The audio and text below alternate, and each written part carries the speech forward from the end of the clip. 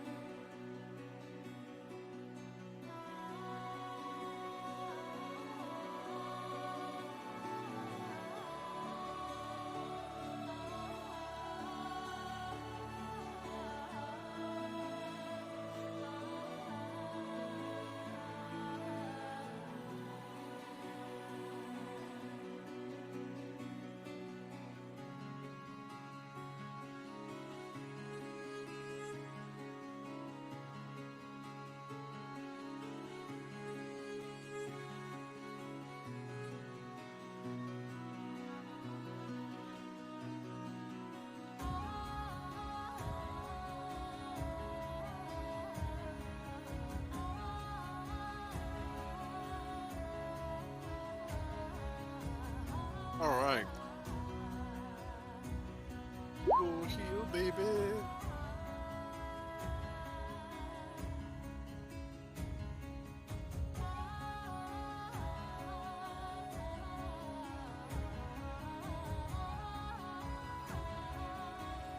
Appreciate that because obviously you guys are being chased, so the future might be harder to get a long rest. Oh yeah.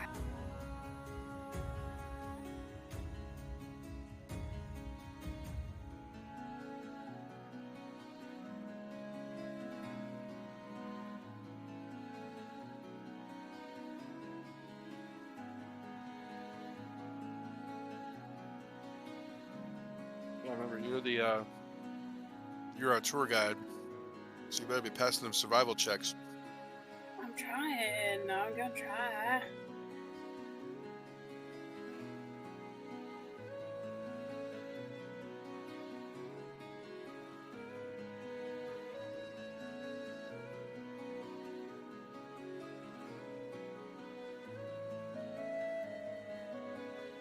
Oh, and I got my phylactery ranger belt.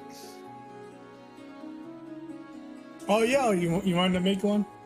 Yes, sir. I told you I liked it. And as soon as you released that druid you showed me the other night. Yeah, I showed you, Necro, Draz, and Kate. You guys are the people there when I was talking about the druids. So I showed it to the three of you guys. All three of you really liked it. Oh yeah. I mean, I'm sure you might change, tweak it here and there, but I pretty much built off what you showed me. I'm ready to go. I think I did a minor tweak. I think I put a long rest on the capstone feature, and I think I removed the wisdom from the 6th level one. So you do your druid level, you can heal druid level and damage druid level. Then with the wisdom modifier, I was like, oh man, you're kind of throwing around 10 and 10 at level 5. So look at the level 6 feature, the wheel, I think it's called, spin the wheel or something. Yeah. Yeah, I was actually going to ask you about that one because the wording kind of threw me off a little bit, but. Well, it's easy. The only point of origin is the target. So 30 feet of that target, someone's getting healed. 30 feet of that target, someone's getting hurt. So you get both. I thought it was either No, or. you get both. You're doing both. Okay. You're literally refreshing the cycle. You pull the life out of him, toss life in somebody else, take life from a different target. Pretty cool. I'm loving it.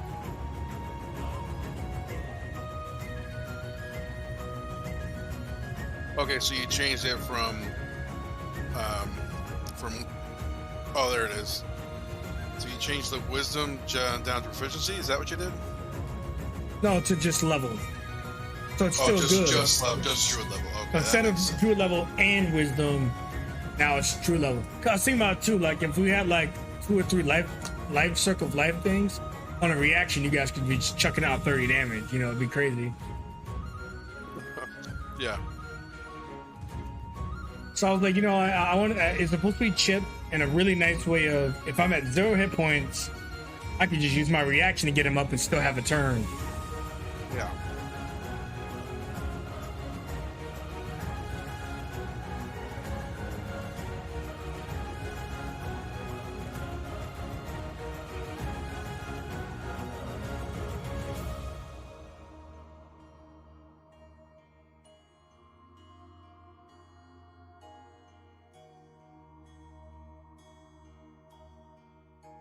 Real quick, I'll send you a snap. I highly doubt there's anything else, but just since I finished it, I'll make sure I send it. But what you saw is pretty much what you got. Yeah, I'm digging it.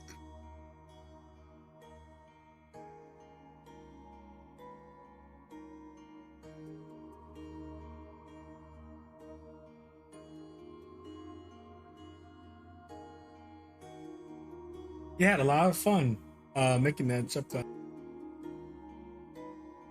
You got that one and one more on the horizon. You said. Yeah, I'm wondering if I want to do my sun one or if I want to do my chimera one. So Chimera. Circle of the Chimera or Circle of the Sun? Oh. I wanted to do Circle of the Sun because we already have a Circle of the Moon. Circle of the Sun would be more focused on spells, though. What's it like? They would get expanded spells. They would get better spells, like things like Fireball and other stuff. Really sun themed. If it's hot, it's hot. Sun and Radiance leaning into the spellcaster side versus the wild shape of making the opposite of Circle of the Moon, which is focuses on the wild shape. Oh. So I'm not sure if I want to do that one first or the Chimera, because the Chimera one is a pseudo Chimera form, but you're just permanently in your Chimera form.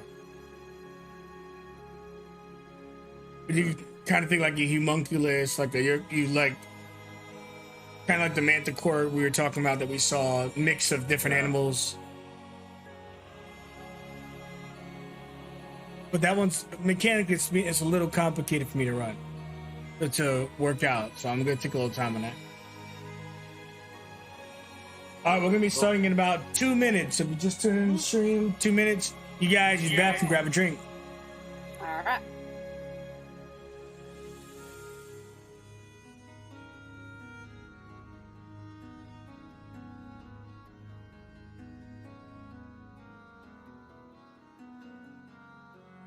Once upon a time, there was a man, a wandering soul, lost in the realm of our kingdom. They say he was a king who fought a great war when the dragons came into our kingdom and burned everyone with a roar. Once upon a time, there was a kingdom, a beautiful one, surrounded in darkness of an ancient war. They say there was a king, this wandering soul, who's cursed by a demon forever to watch his own realm rise and fall.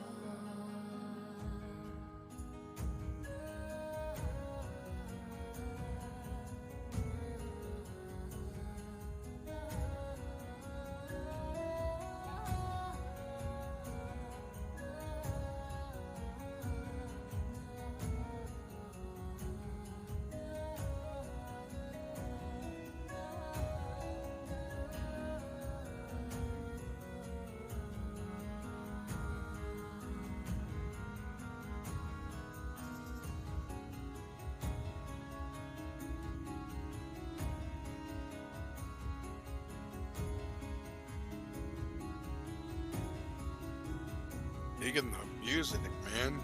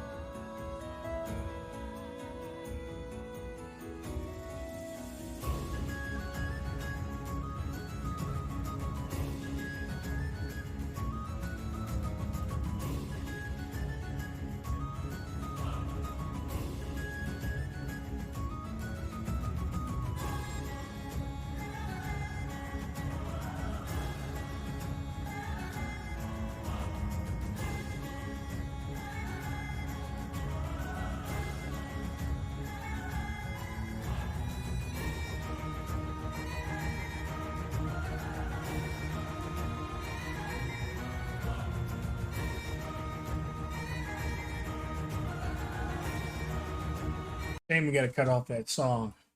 It's beautiful. Recap music. Sorry to hear from you, Draz. Javier.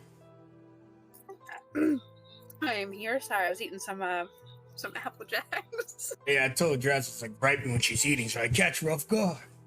All right, so let's go ahead and jump into tonight's session. We're playing the mini series. The mini series is a campaign that's small. They're usually between 4 to 12 sessions, with most being in the middle.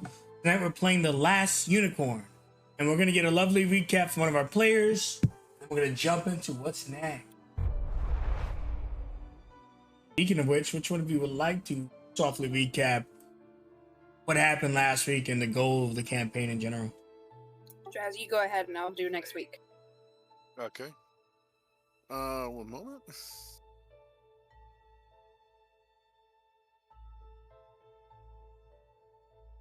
All right. So, Gil and Akame are twins of the. There we go. Are twins of the. The hell.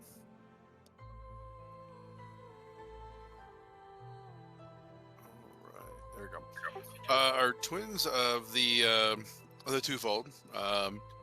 We are a specialist pair that only come in pairs, that we train together, and basically we are, for lack of a better term, we're hunters for the twofold. We as of right now, we are currently being contracted out by the, remind me their names, just the guild, or not the guild, but the Right now, the Arcane Order is giving you the order. commission. Yeah. There we go. Yeah, the order.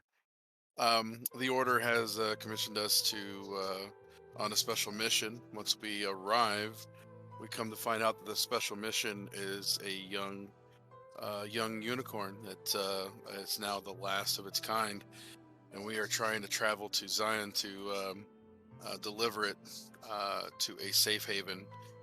Problem is we're not the only ones that are aware of this majestic beast, and unfortunately there are others that are after it for not only its properties, but just because they're hunters. They want to take prize for themselves. And so after a night's rest, we were about to head on our way out, and we got ambushed by a rather large hunter being flown in by some rather large birds that unfortunately almost barely didn't make the trip themselves. Also some ogres, trolls, and then some henchmen that fell upon us as well. Luckily, with Gil and Akami there, and of course the help of, I've already forgotten her name.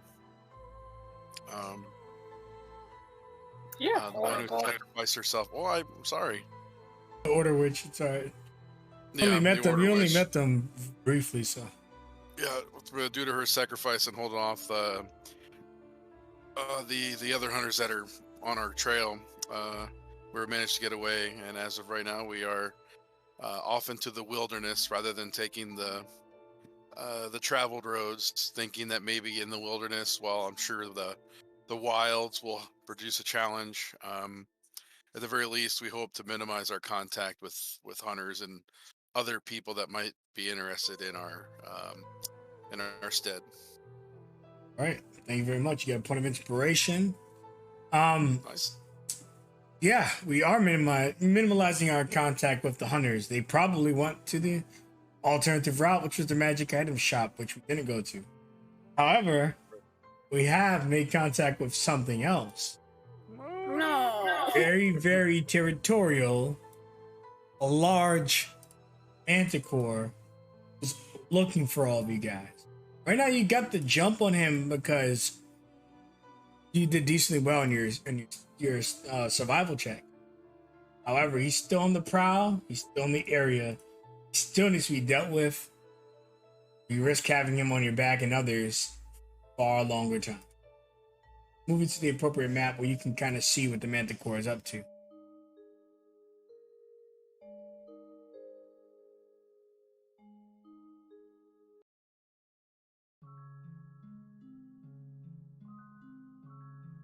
Perched on a rock, I imagine awaiting our arrival.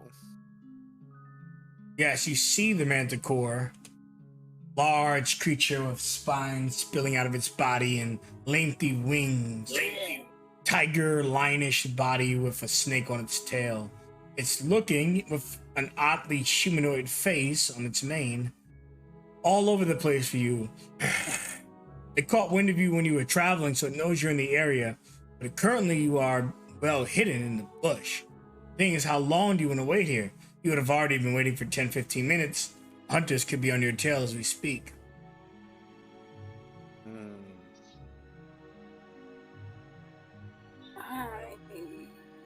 I think I'm going to use my ability for this situation.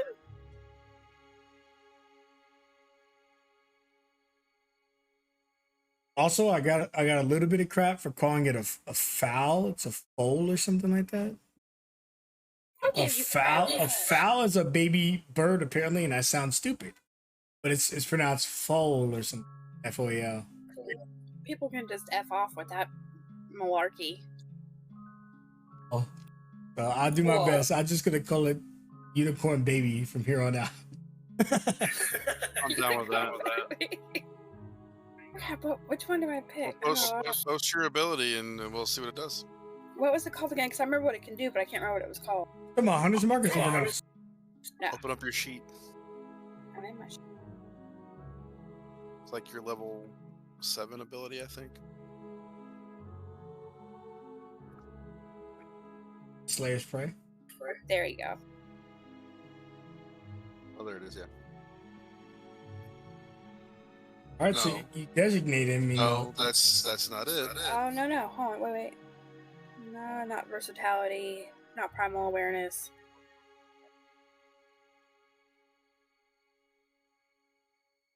So it's a level 7 feature. I think. We have this one, the level. I don't see another level 7 feature. No, it's there it is. Hunter Sense. Level 3. Oh, it's level 3. Okay. Yeah. He was wrong. Bitch, I don't got your sheet open. I mean, what do you want me to do?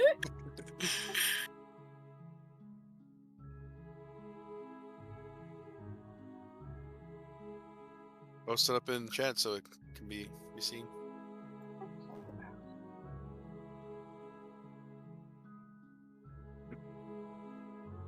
If you have the text here, you can drop it. I think whenever you did this sheet, you missed third level features because she didn't have Slayer's Prey. Oh, did I? Okay. Yeah. Oh, this is it right here. Ah.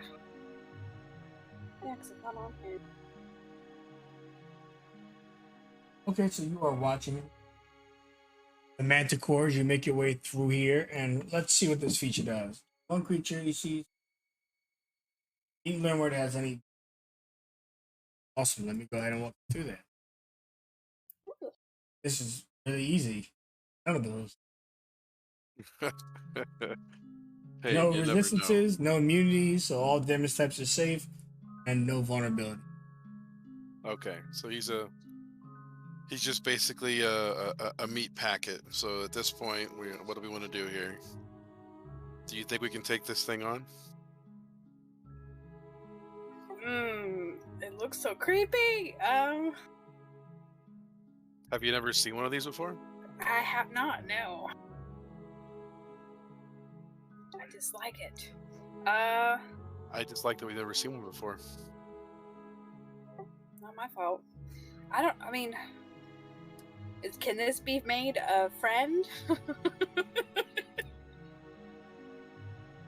Never mind. I'm gonna shoot at it. I'm gonna shoot it. So we're going straight at and going to try and kill it? No. Well, what do you feel like doing? Because so Akami's natural instinct is to kind of watch it for a second, maybe step up on it, see if it's going to become aggressive, and decide where we go from there. Because she's not into just killing something to kill it unless it's causing her harm. I mean, nature check. See if you can kind of discern the creatures. I might be able to. I'm pretty good with nature. It's just not the wild, the wilderness. I'm not great at. I'll be happy to try and see if I picked up anything. Not an advantage though. I won't have an advantage either. Rolled an 8 there. Don't think I picked up on much on Manticores. Maybe just the stories. Big, ugly. Yep. Well, Alright, let's go. I will walk out there, make myself known. Just watch my back. I'm gonna have Blink come watch the little baby. And Yeah, the dog. Usually will help that as Getting well. feedback from one of you, not sure who. would it be me? Let's see. I mean, right now I'm not getting it, so I'm not sure. But anyways, when you guys step out of the woods, it doesn't attack, but it does lift off the ground 20 feet. And it's flapping. It's looking at you guys. And as it's looking at you guys, you discover something very creepy. Ah, found you at last. Speaks common. Yeah. Did not expect that. Found us as if you were looking? But for what purpose? The hunters employ all manner of creature. And he swings his tail towards you. You gotta roll into initiative. Right as he swings his tail and the spikes fly into the air, you see landing behind you and to the south, 2 more Manticore. 3 of them, you are surrounded. Just about to give real everybody.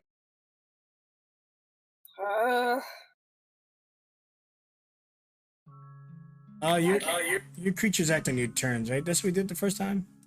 Yeah. Just kind of streamline it.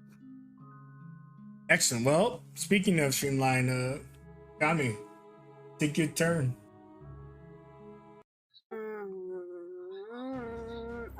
Well, no, these things can fly. 2 of them are perched on the ground at the moment. This one is in the air, 20 feet.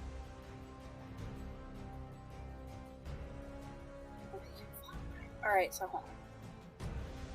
But you know their objective is the unicorn baby. This one's just eyeing it as he drools.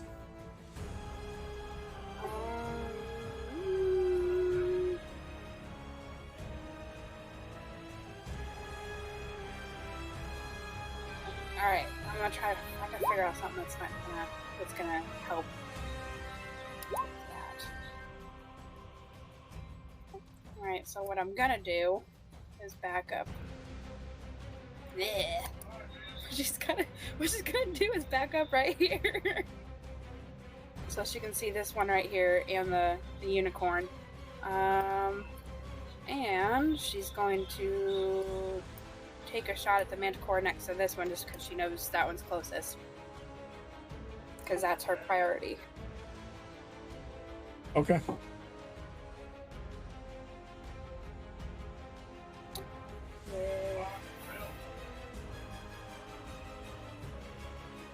Not short sword. Crap. What's the difference on the modifiers? Is it the same or no? They're the same. Okay. Just different. Yeah. Okay. So that one hit or no? 11. We check. No. Okay. I have another shot I can take.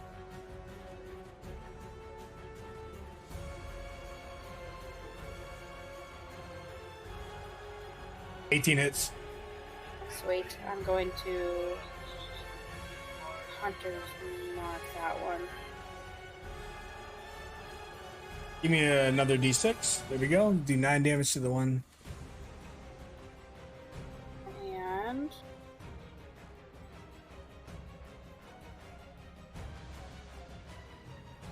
this one's going to, let's see, Blink's kind of, attack roll. Okay, this one's going to sit and hold action to defend if need. The unicorn right here against this Manticore. Okay. The Manticore goes to pick up the unicorn, but Blink is interposing himself in front of it, so it just swipes his claws out against it and just screeches, "Out of the way, mutt!" I'm going to hold, bite because it's getting close. Yeah. Okay. Yeah, bite. So you guys bite each other at the same time because he's getting you and you're getting him.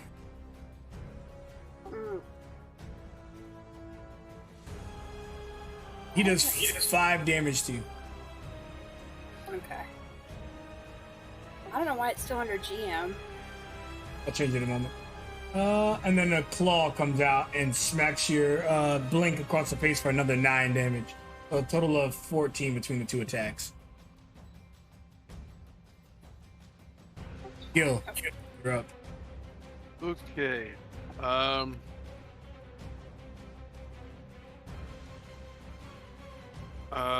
Going to bonus action. Make sure. So, yeah, never mind.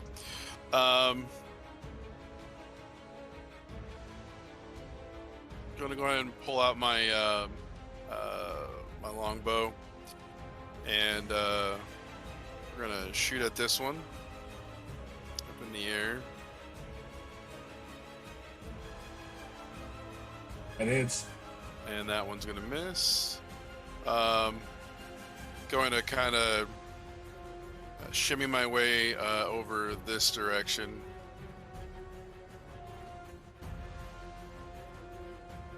Putting myself on the back side of a kame here.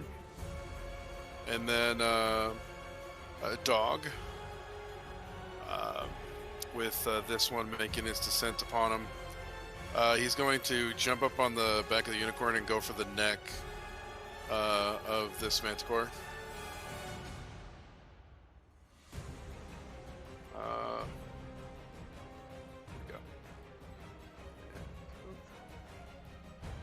Okay. There it is. Okay. So yeah, he kind of misses the neck, but gets a good claw across the underside of his chin there. And then let's see it. Try and throw the Manticore off his game. He's going to run around him the remainder of his movement. And that is our turn.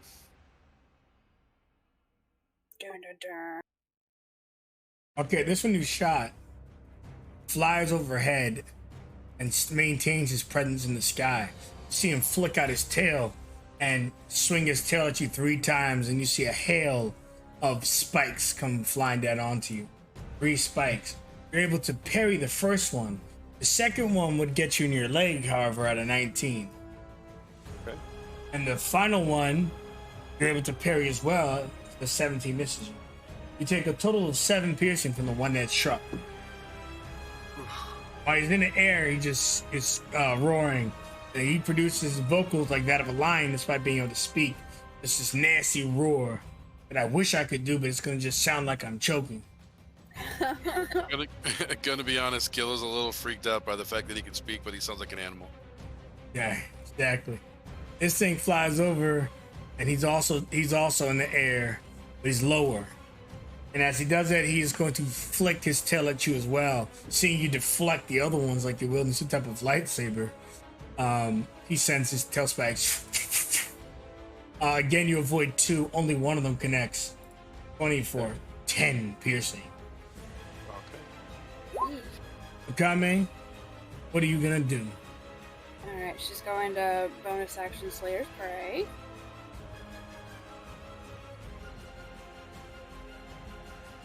Looking at Big Boy next to the unicorn, that way she can handle the other 2 that are coming at us. Oh wait, would that work on Hunter's Mark 2 or no? This does not require concentration. So good. Okay, sweet, so I can do 2. Okay. The stacks. That doesn't hit. Wow. That's fine, that's fine, that's fine.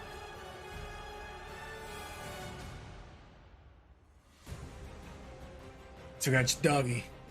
I know, I want to play with the doggy. Alright.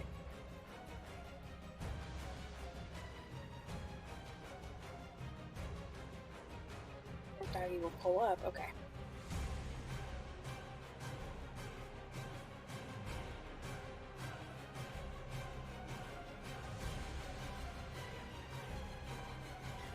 One.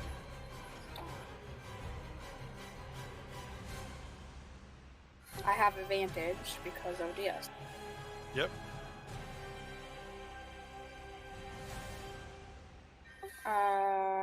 And pack tactics.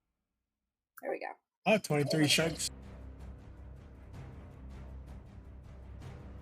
Alright. That's all he's got. And that is it for Akame. I think that's all she can do. For now. For now. Recognizing Blink as the threat he is, the Manticore wheels back its wings and starts fluttering them dramatically, making himself look larger than he really is, though they are pretty large, I might add. And as it comes down with both of its claws,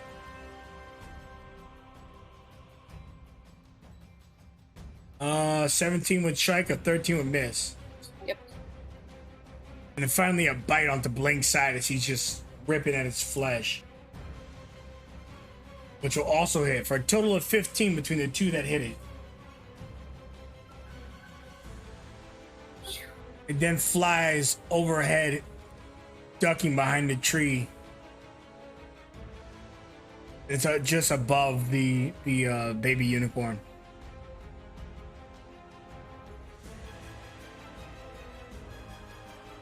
Okay,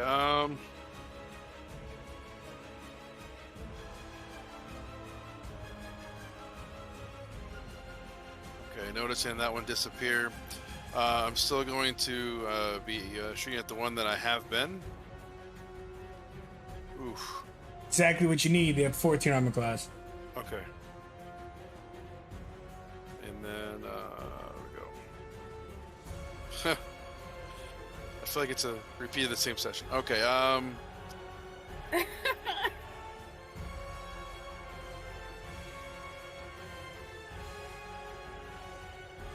here to check on what's going on.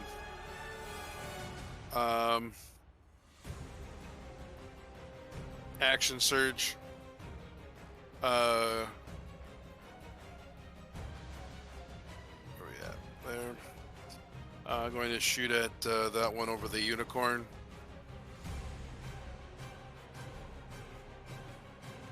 Both of them connect.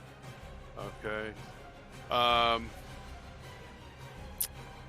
And then running back here, trying to make sure that the unicorn is okay, seeing how Akame hasn't moved yet, so just want to make sure. Seeing that this Manticore is hovering overhead, Gil's going to whistle loud, screeching whistle, and Dog is going to, again, jump up on the unicorn and use it for a little bit of leverage to try and jump up and attack this Manticore up in the air somehow. Only about 10 feet, so you could easily attack him with a little bit of a jump. Okay. And not an advantage or anything. 13 misses, I believe. So, yeah, he leaps up into the air, and unfortunately the Manticore is just slightly out of reach. So he misses him and comes back down on the ground right over here. Gil is going to reach back, and while he's doing that, he's going to brace up for a moment and going ahead and second wind as a bonus action, and that is EOT. Where are you? There we go. This one over here swings its tail at you some more as it flies up, now 30 feet high. It's staying up right above Akame. Looks down onto, first we take out the trash, then we get the gold. So you're gonna take yourself out? Okay. And 21, 13, 20. Two would strike you successfully. A total of 18, Gil. Okay. Finally, Akame, this one swoops down, crash landing right next to you. And just kind of roars as it tries to swipe at you.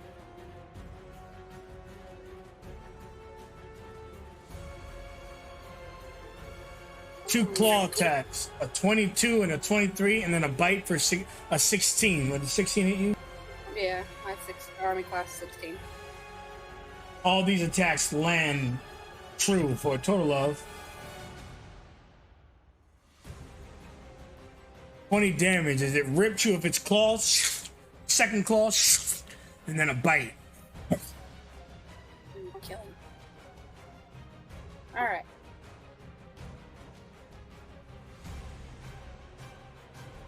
So oh god, I hate the fact that, okay, here we go, whatever, I gotta do it. Just gonna drop a bow. Oh, I need 3 concentration checks. Sorry. Oh yeah. I almost forgot about it. Yeah, I did too, so just...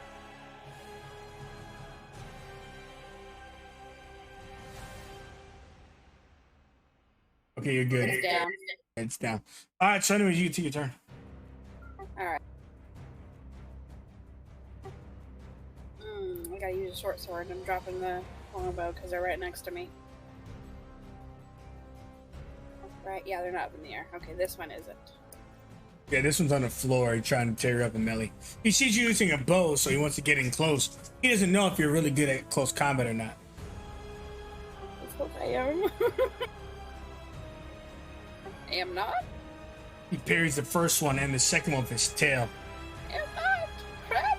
Okay. That's all she can do.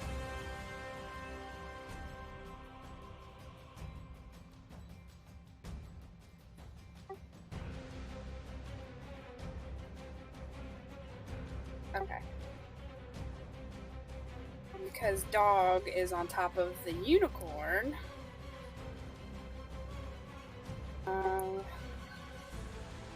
Just gonna go right here. Like get right underneath him. I can't jump up 10 feet, but he is gonna get just right underneath him, and again, hold action. If it even looks at this unicorn, he's gonna attack. He looks at him. I'm attacking. Or can he jump that high? Yeah, it's fine. It's fine. He's like 10 feet off the ground, so. You occupy a 5-foot square, your attack occupies a 5-foot attack, so it's 10. That's a critical hit because Dog and Baby Unicorn are there.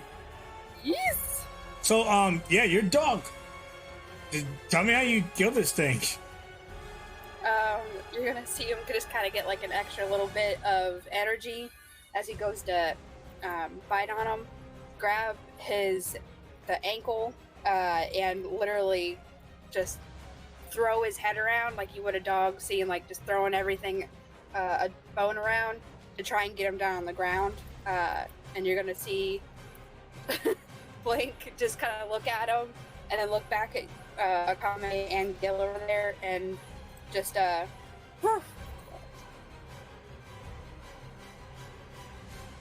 As it crashes down, it almost hits the unicorn, but the unicorn moves out of the way slightly. And its body lays limp on the ground. And you see this one curse.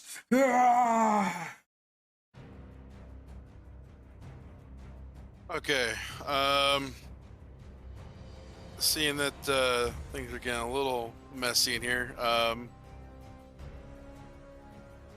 gonna bonus action. You're gonna see Gil kind of look over, see that one go down, but realize that how close the unicorn came to get knocked out. So he's going to focus, and you're going to see kind of like the light around him dim, as you see kind of an aura of darkness around him as he summons his shadow friend for defense mode. So then I guess the next time I take damage, I'm taking 5 less. Is that right? No, 5 rounds. 5 rounds of the 35. Got it. And then I'm going to look up into the sky and continue to fire on the one above me.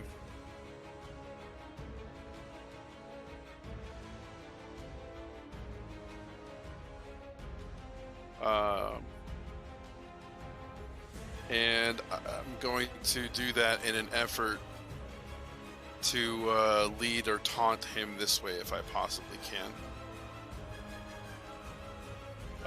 Put on a performance for me. Performance? Okay. Yeah. Where are we at? Ooh. Yeah, it works. He looks at you. Trying to escape, and that's when you nail him twice. Now it's a matter of pride. He wants to defeat you. Dog, on the other hand, is going to come over here and, no.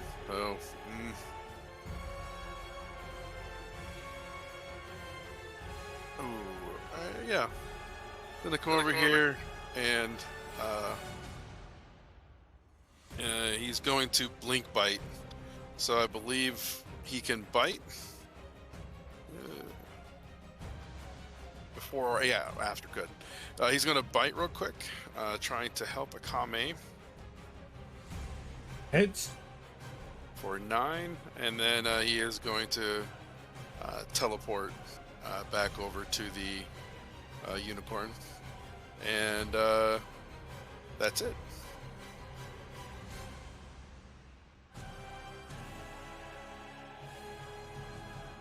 He shouts to the other Manticore. Grab the baby and get out of here. I'll deal with him. Oh, fuck. Okay. And as it does that, it flies overhead, Gil, and starts sending its tail spikes aggressively at you. But you did well to taunt it. 12, 7, and 18 means that you're freaking knocking it out of the sky with the blunt end of your bow. Love it. Visually, say it's pretty sexy. But you knock away all of his attacks. The other one goes, you get an opportunity attack at Akame as he tries to swoop down and grab the unicorn. Okay, hold on.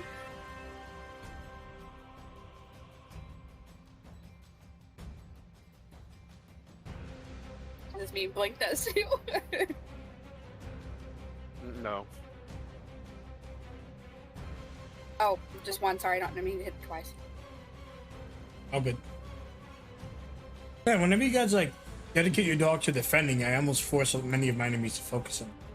In this particular case, he's going to try to grab up the unicorn.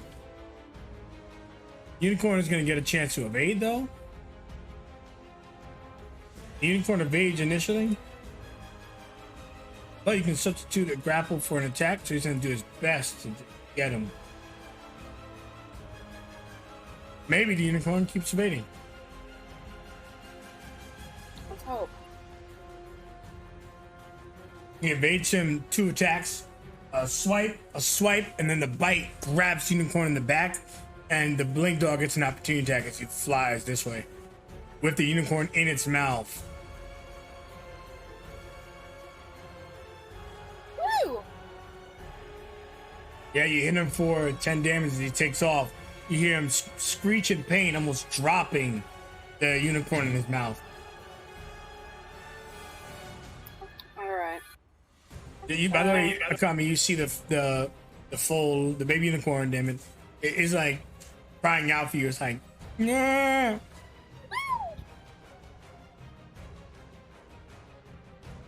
Alright, this may seem like a stupid question. However, since I've done this again before, oh, I can't do an unoccupied space. I was gonna try and have Blink teleport on top of the Manticore. I can't do that. You can teleport above him and fall, and then it'd be an acrobatics to land on his back. I shall do this then. So you would have Blink, run, teleport with its Blink feature. Now give me an acrobatics to see if he falls or if he lands on his back. What is that? If he's not skilled in it, then you just press dexterity. Yeah.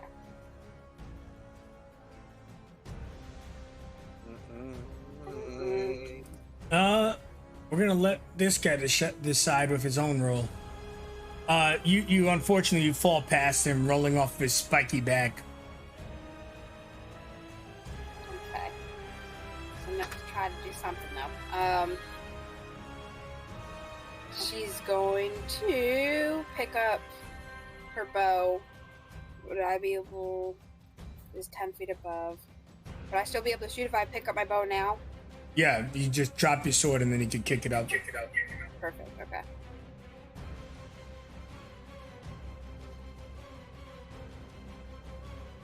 But she's gonna see that the fact that this thing has a little baby here. Yeah, the unicorn's crying out to you. It's really scared. She's also gonna do bonus action Player's Prey again.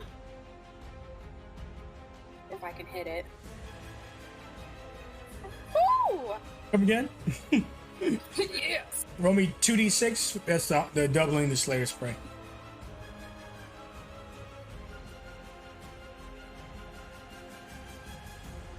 Okay, now maximize one of those dice and let's get a total. Maximize the 3. Right? Is that what you do? Because I haven't. No, you want to maximize the smallest ones, the 2 here. Let's look at the other bigger dice if they're smaller. Yeah, you want to maximize the 2 here. The 6.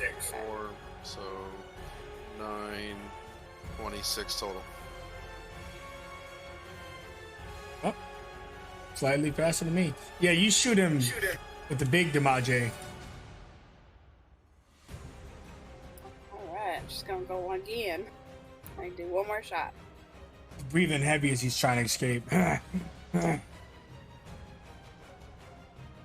Shoo. And 1d6. Slayer's Prate's once a turn. Once a turn. Dang it! So 100 times. No. No. Yeah, that's all I got. Okay. Okay, he's struggling. He might not be able to get out of here. Good, I don't want him to get out of here, dang it. And she is gonna scream back at Gil. Do you see what I'm seeing?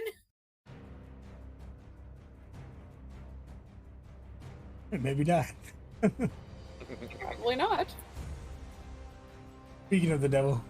All right, so he hears that, but he is slightly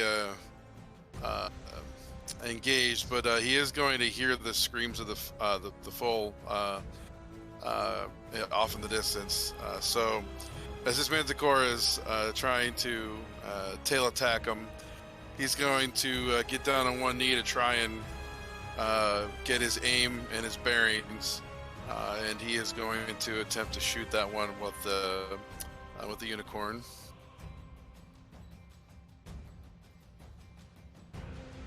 Manticore sees an opening and ducks behind the tree, laughing as it's guaranteed to escape now.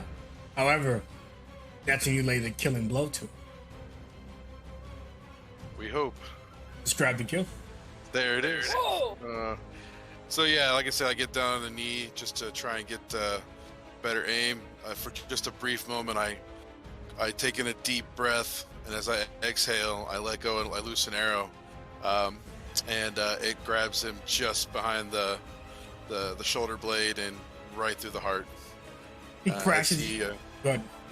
goes down. Yeah, you go ahead. He crashes into the tree. The unicorn kind of rolls out for a single D6 worth of damage. I was gonna say protect the baby. He was actually using the unicorn for cover, how he had him positioned. So you had to get a 16 to actually hit him. So your second attack is what did him in.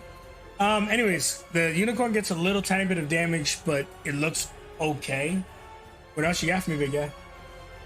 So just dog is going to sprint over here to him, and immediately just take the dodge action as a form of protection. Let me see here. It's still going.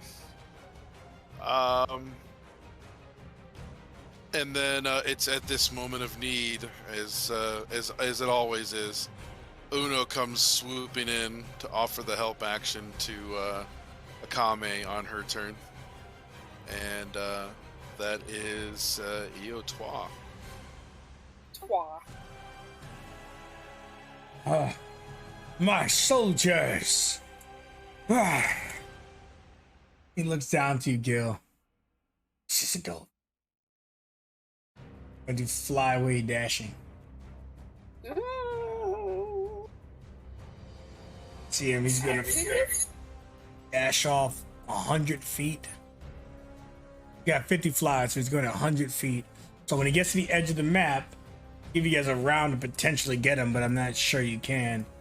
When he gets to the edge of the map, he is 55 feet off of the map right now. 55 feet off of the map, dashing.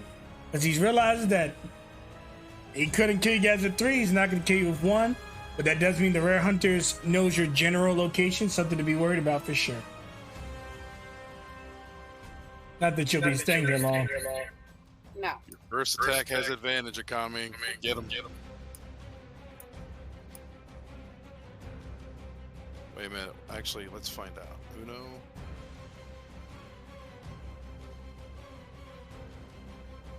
Yeah, once you do help, Yeah. it's still good there. Yeah, he that has don't work. 50.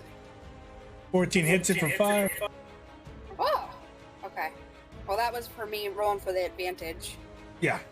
Okay, so next one. That don't hit.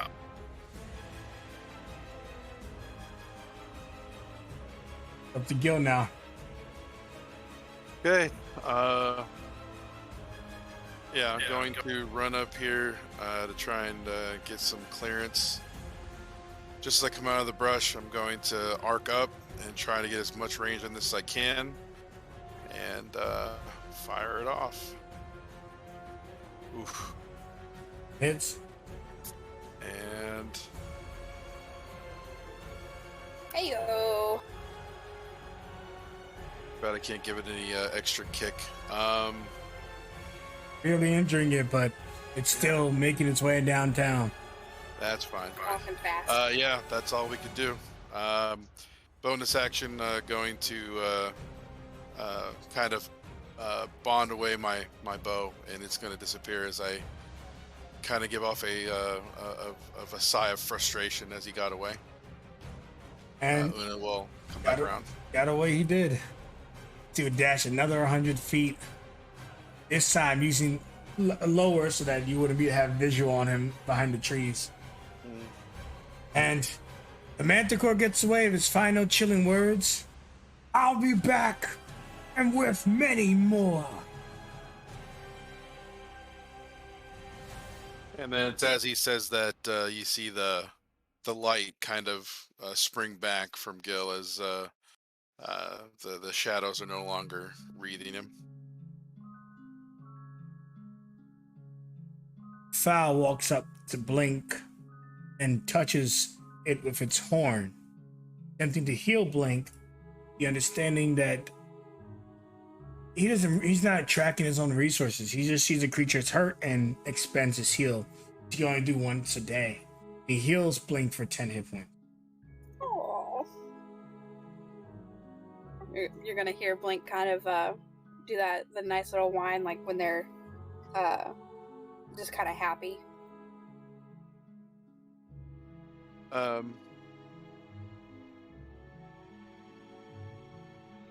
Yeah. So real quick, Gil's gonna look around and be like to Akame, we got to get out of here. We can't linger here for long. Nope. She's gonna pick up her sword and say, I agree, we need to hoof it to the next location.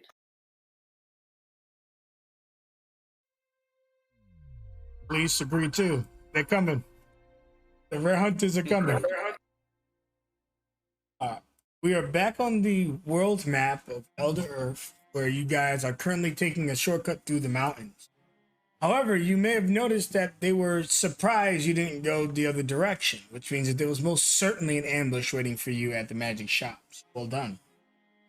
Here, in the mountains, however, a lot less units, primarily flying ones. Sorry, the popo, man. The rare hunters are after me too.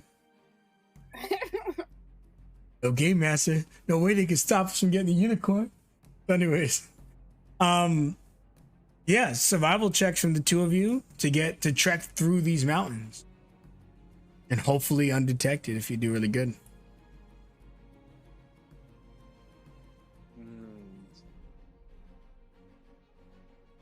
Let's see. Do I use it here? Yeah, I'm gonna use my inspiration for this roll.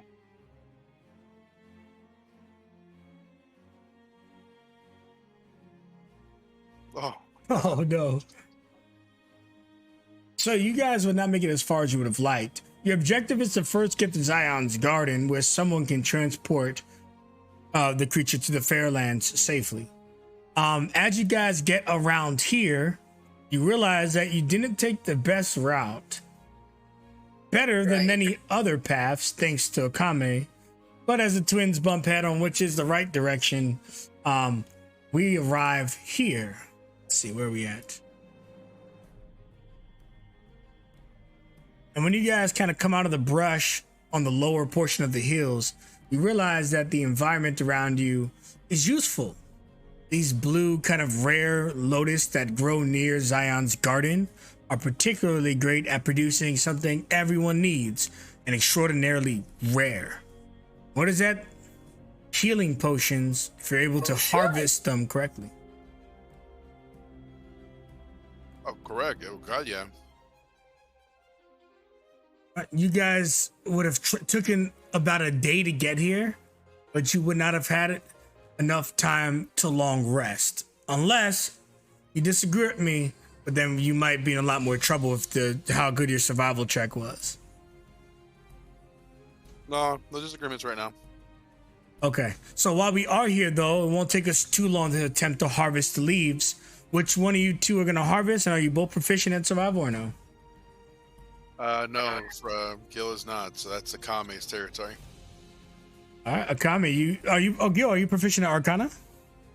I believe I am. Well, I would let you help under the understanding that since it's magic and nature, you're providing the magic side with the Arcana. She's doing the nature side. I mean, the survival side. Yeah. So I will. I'll recall kind of what it looks like and stuff, but I don't. I mean, all I know is it's 3 leaves and it doesn't do this and that. So, Kami, get out there and find it. Okay, Kami. I'm gonna need 2 survival checks. Both will be at advantage because of Gil's knowledge over the magic arcane. And then finally, I need a nature check. After that, we can decide what happens next. All right, success. Need another survival and then a nature. Another success, really good. Now your nature's not at advantage. This was flat. Yeah, It's 7. Okay. So right now you're able to produce You think that you'll be able to make about 3 or 4 healing potions with your checks, and because you did so well, it's going to be greater healing potions instead of regular healing potions. But whether you, I did say maybe 3 or 4, that could also be 2, that could also be 5. Now we're going to actually mix it all together. What tool proficiencies do you guys have, if any?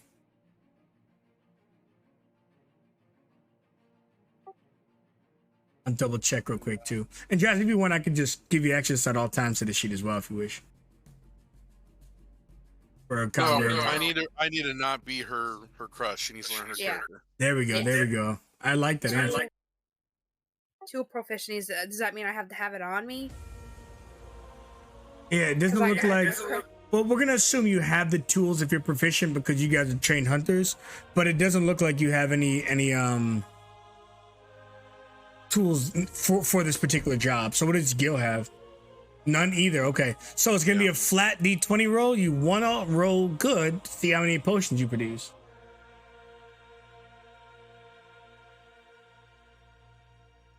Okay, that's all right. There's no way you won't get any, but you're gonna get the minimum, which in this case is 2. You guys get 2 potions of greater healing. Heard that. Well, better than nothing. And I'll take one. You take one. Yes. All right. I also have Cure Wound. Now that's to in case we need it. I I know. don't want to depend upon your Oh, yeah. abilities to train you. Excellent. So you guys have a decision to make now. Oh, wait, we're on the world map. We have a decision to make now. Are we comfortable taking a short rest here, or do we think they're too close? Are we feeling on the edge of exhaustion right now? No, you think that you could march for about 2 more hours before you do your forced marching. I would say as long as our bodies can carry us, and as long as the foe is up to the task, I say we keep going.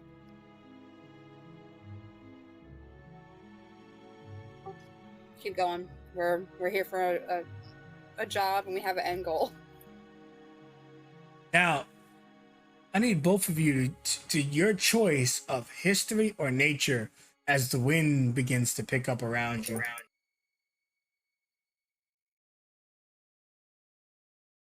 I'll go ahead and do it. Both of you can do one or the other. Okay. I'm not proficient at either. Crap. Not an advantage, sorry. 16's pretty good. Nature. Yep.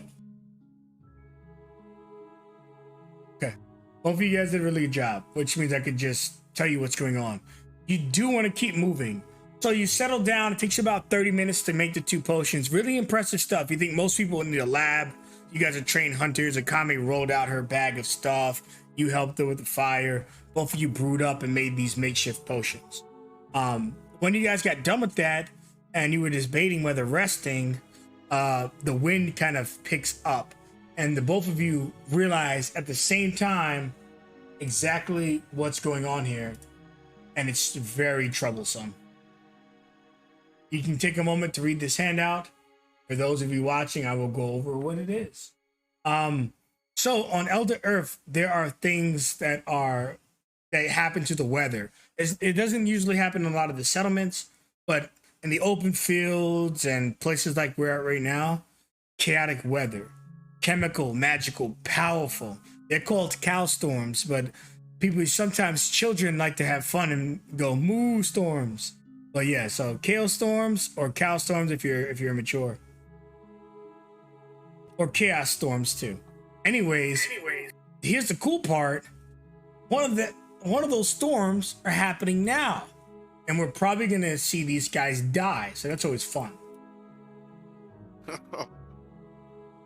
In the No, it's distance, not. in the distance, you could see about 16 tornadoes swoop down onto the ground. Only one of them have made it here. If you're looking at the map on the far right, you can already feel it tugging.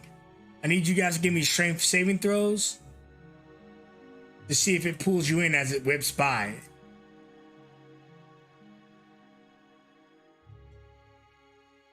Gil, fantastic. Wait a second, I actually have music for it. Forgot about that. Oh my god. Don't be anything having to do with Dorothy. The both of you impressively hold your positions as these things whip around, the tornadoes swooping through the lands, trees getting uprooted and the bushes getting flown about. Each of you digging your blades or attaching something to a tree with your survival instincts are all holding your ground. Here's the problem. This is only going to get worse. You've got a few options now. Sit here and hope it misses you, which is a God's blessing, or navigate through the storm until you can find the first cover you can get, such as a cave, a property, anything that's not out in the open. This is a discussion for the two of you to have. You don't have a lot of time to discuss it. I mean, no, we need to. We need to get out of here. Yeah, she's gonna look at Gillen pretty much to say we need to find cover. We need to find cover now. Okay. As a precaution, Gil is going to, as quick as he can, tie a harness, if you will, around the unicorn and cinch it off on himself as they try to make a run for it. I know you guys probably love acrobatics, but making a run through this storm is a feat of strength. Athletics, please.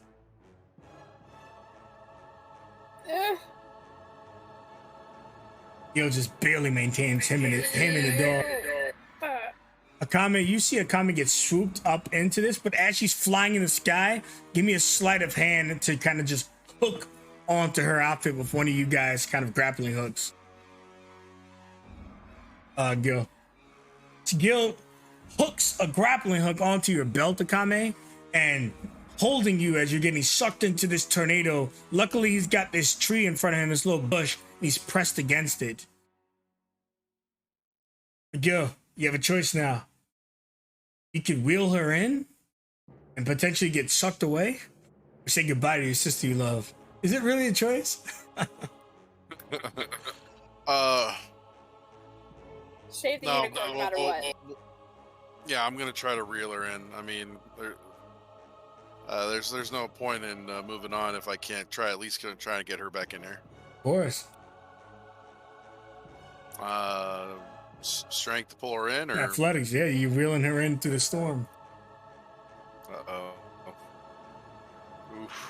Oof. You see her get torn out. But and you know, sorry to come to this, these dogs are definitely loyal. You see the blink. Yeah, the blink would just immediately blink to you, Akame, and is like trying to, as you get flown next to this thing, it's like biting down on this tree and holding on to you as you're next to the storm. Unfortunately, you're close enough to the storm that you're taking a nasty 6 bludgeoning from the things being whipped into your face. As it's holding on to this tree, you can give me a strength check with the blink. With the blink? And a strength, check, because he's holding on to the tree. God, okay. Gil, you're able to advance 30 feet safely with your dog and foul behind you. Or foal behind you. A baby unicorn behind you. Akame, you are safe for now. But for now, I do mean like a few seconds, as Blink is holding on to you with his dear life. He's looking at you. He ain't letting Mama go. Thank God. Okay, she's gonna grab him and make a run for it if we can. Can I? Like to try something if possible. Let's hear it. Could I like take some like twine, if you will, that would be used for like tying my power packs together and stuff, tie that to the end of a arrow and aim it into the tornado, not at Akame, but into the tornado itself, and hopefully the pull of it will give it taut that I can kind of try to drag it over Akame's way. Excellent. Yes, you can.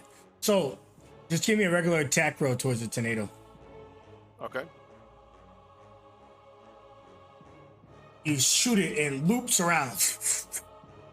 It flies towards Akame's sleight of hand. Me?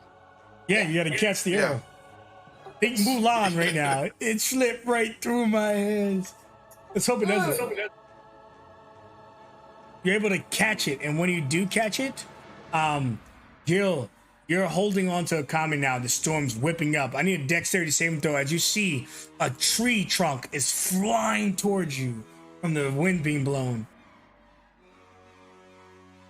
You avoid it perfectly. And that's when you realize something very interesting while you're holding on to Akame. The unicorn is trying to play charades for you. It's I mean, animal handling or history or an intelligence saving throw. Those are your choices to try to understand the creature. Sorry, you said nature?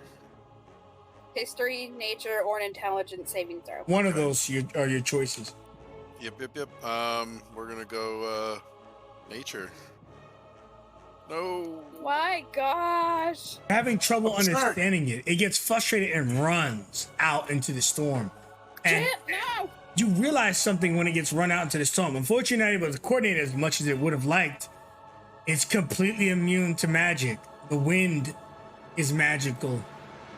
It runs to Akame's side and it's trying to, it penetrates your cloak, Akame, and it's dragging you forward. Now it's only fighting your weight, not the winds.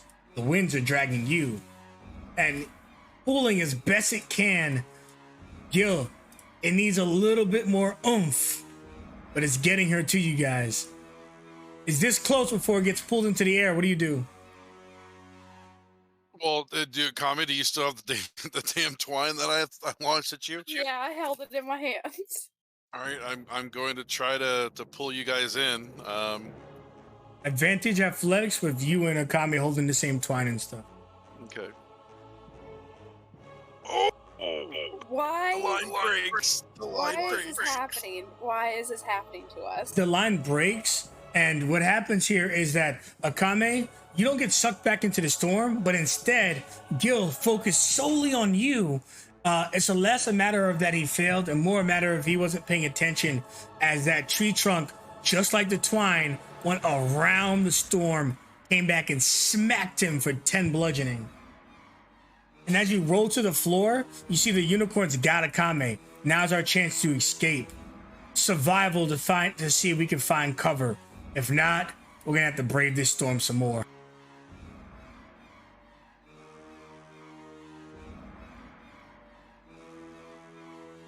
It's all on you. All right, nice. You guys are on top of a hill. There's a cave which could be occupied as your immediate concern that is about 200 feet from you. Further downstream, much further, about 800 feet, while you still got the light shining in your thrilling eyes to see that far, is a cabin. Get to the closer cave with the unknown threats, or get to the cabin in the woods. Make your decision. Ooh. I mean, She's gonna look at Gil and be like, cabin. Okay, cabin, we're going, we're running. Athletics as you guys run for your life as the storm is ripping over the mountainside. Trees are beginning to just fly in the air, almost like they're being sieged by the world itself. Why?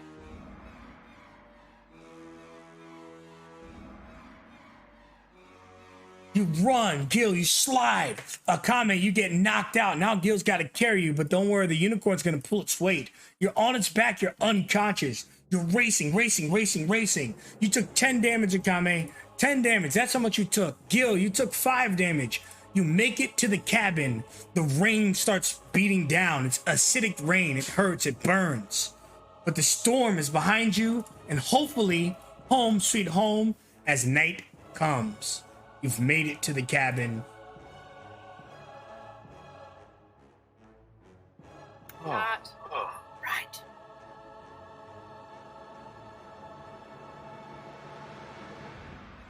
Okay, so we're still basically running. So Yeah. gonna get to the door here, and it's windy outside. I'm gonna knock. I'm not knock. I'm gonna pound on the door. Please, we need aid. You hear someone like is shocked as someone's in the storm. Both of you take 2d4 acid damage from the storm as this door gets flung over to the right of you. You hear the guy, he looks at you and goes, "What the dicks? Get in here!" Oh, sorry. And he's like Where's the door? ushering you guys into the house. You walk through it. Okay. He was on the right side, but he's like getting you guys. It's a really small room he's in. Come on, get inside. It's a chaos storm. Get the file. Okay. And Garland closes the door. He's breathing heavy. The hell you doing in the storm? And you guys survived the storm. Thank God. So we get in there and we're winded, we're out of breath. We've obviously been beaten and bloody at this point. And we look at him and they came upon us. Thank you. Ain't no problem on my part. Let's get you into something less heavy. You all look like you've been in some trouble, but don't worry, God will take care of you. He pulls out some cloaks from under the table. Change this. I ain't gonna disarm you. You're strangers in my house. I ain't gonna disarm myself. Keep your weapons, but get out of the goddamn acid-filled armor until it dries off. How about that? Perfect. I get these the mutts something to eat. You know, he doesn't mean it in a derogatory term when he calls them mutts. In this time period, it'd just be a normal term. I'll get the mutts something to eat and some grub. Holy crap, is that a unicorn? I thought they were all dead. No. Thank you for your. No, he's a show horse. We do a show, and we made him look like a unicorn. So. Goddamn professional work, I say right there. That's the truth. Yes, thank you. We did a lot of work, and hopefully that should hold at least for the next fortnight before we have to reapply it all over again. Yeah, hell yeah. I was stewing a bowl of soup. I ain't gonna lie, I made enough for about 5 people, and I was gonna eat it by myself. But I'll take care of you all because that's what we do down here by the garden. We look after people. But I wouldn't go into these chaos storms, man. They're dangerous stuff. You're safe here now.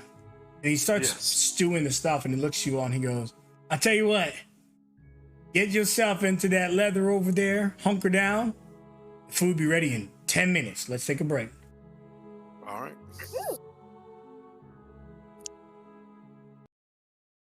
Hope you guys are having fun viewing. We got a lot of viewers tonight. I really appreciate you guys. We're going to be back in 10 minutes. So use the bathroom, grab a drink. Don't go too far. The adventure begins soon.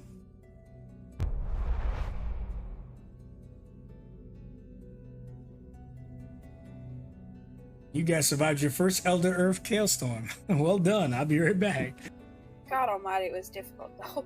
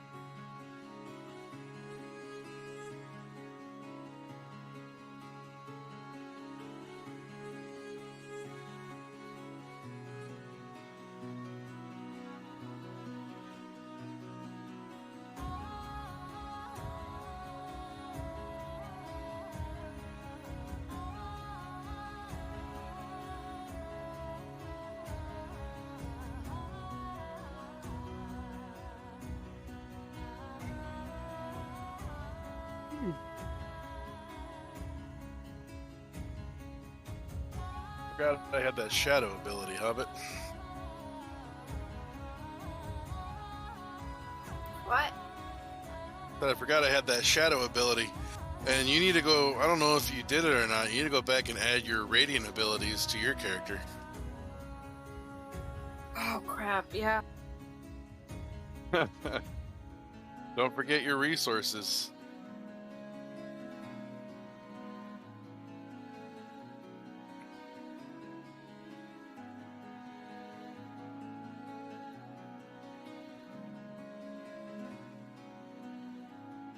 So if I remember correctly, yours, the light boon, you perform a scorching ray spell at 2nd level.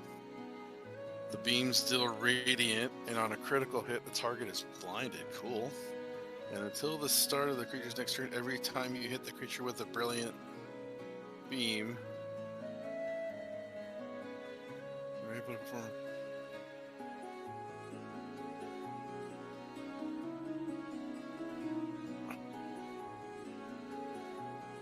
Okay.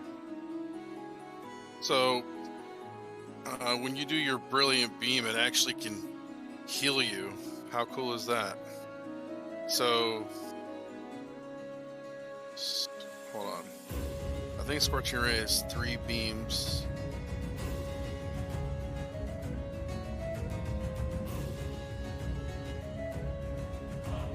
Yeah, so when you do your brilliant beam ability, you hit them once. So hopefully you hit them on the first one. And if you can get all 3 of them hit, that means you heal 4d4 when you use it.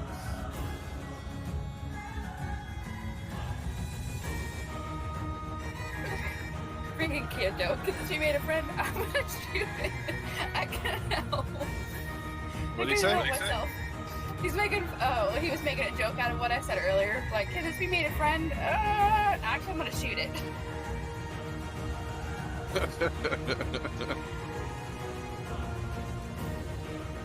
Yeah, that's you.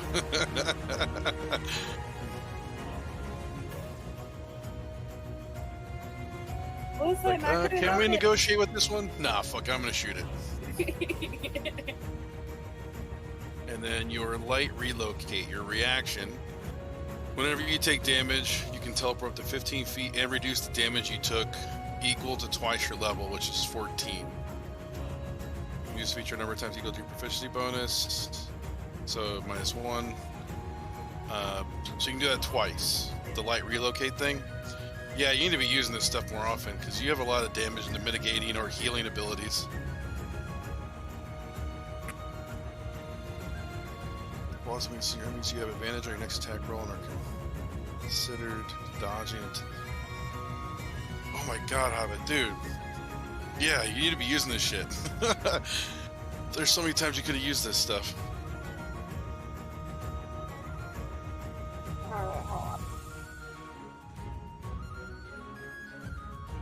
But which one of the runes did she go with? You got the light boon. Dragon.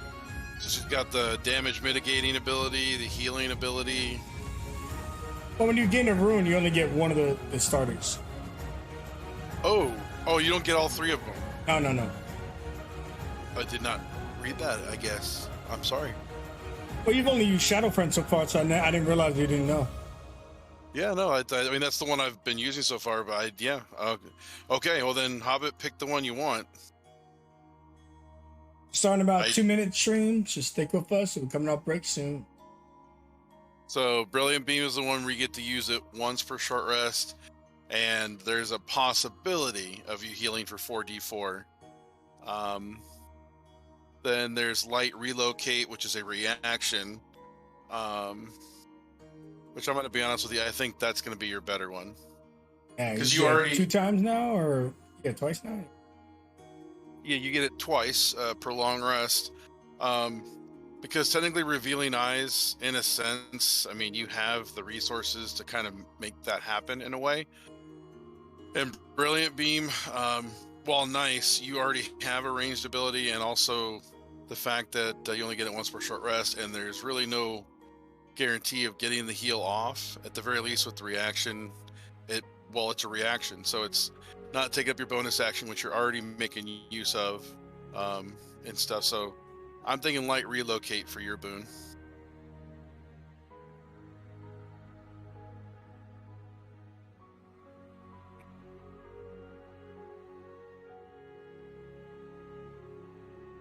I'll try to add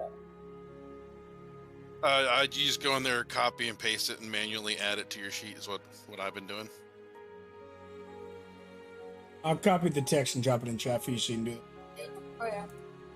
I know you probably don't know where it is. Well, that's kind of where I'm at right now. Well, the light boon, that's where I'm at. But do I just add it on to Add a the feature? traits? Yeah, feature and trait section. Just put add a feature, little plus sign at the bottom of features and traits, and there you go. Yeah, you're all set. It's nice. Really good mobility and damage reduction. Yep. Okay, well, both of you have been talking, so don't need to do a roll call. Get back into this. Now it's time to get back into characters. Let's roll it. You guys are doing really awesome. Come out of this. Hailstone. Garland. Nice gentleman. Type of southern Pilton. He's making you guys soup. It's big bowl of soup. Everybody likes soup. Use. So, in about 10 minutes, you guys would have gotten out of the acid-ridden clothes, tended to your dogs that are eating, and to the cosplaying horse.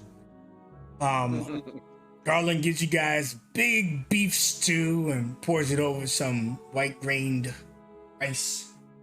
Sits down at the table, rolls his leg up. Nothing like a soup during a hailstorm, I'll tell you that right now. That's quite a hefty storm is what that was. Oh yeah, this one was a little bit of that acid smoke, a little bit of that wind currents. That's why I built this house with the 3 pillars of hope.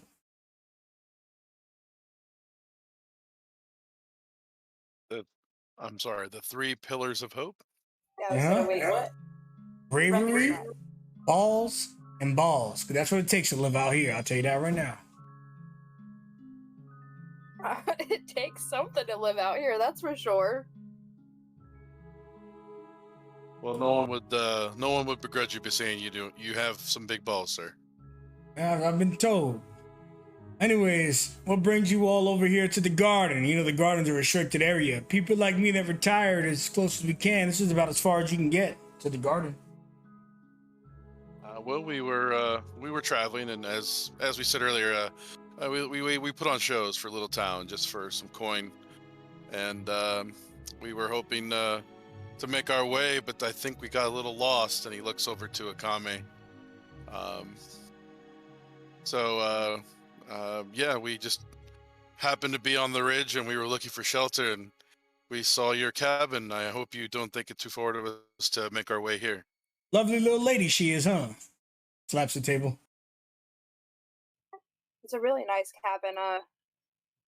I wouldn't mind to build my own at some point in time if I can live to be that old to at least retire a smidgen. Go ahead and look in that room over there. And that's a master bed if I've ever seen one. Just gonna look at him and be like,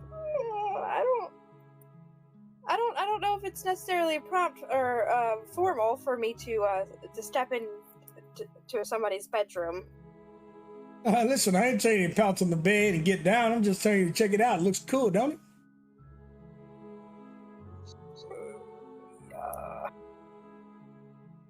Oh, yes. It's the very most cool.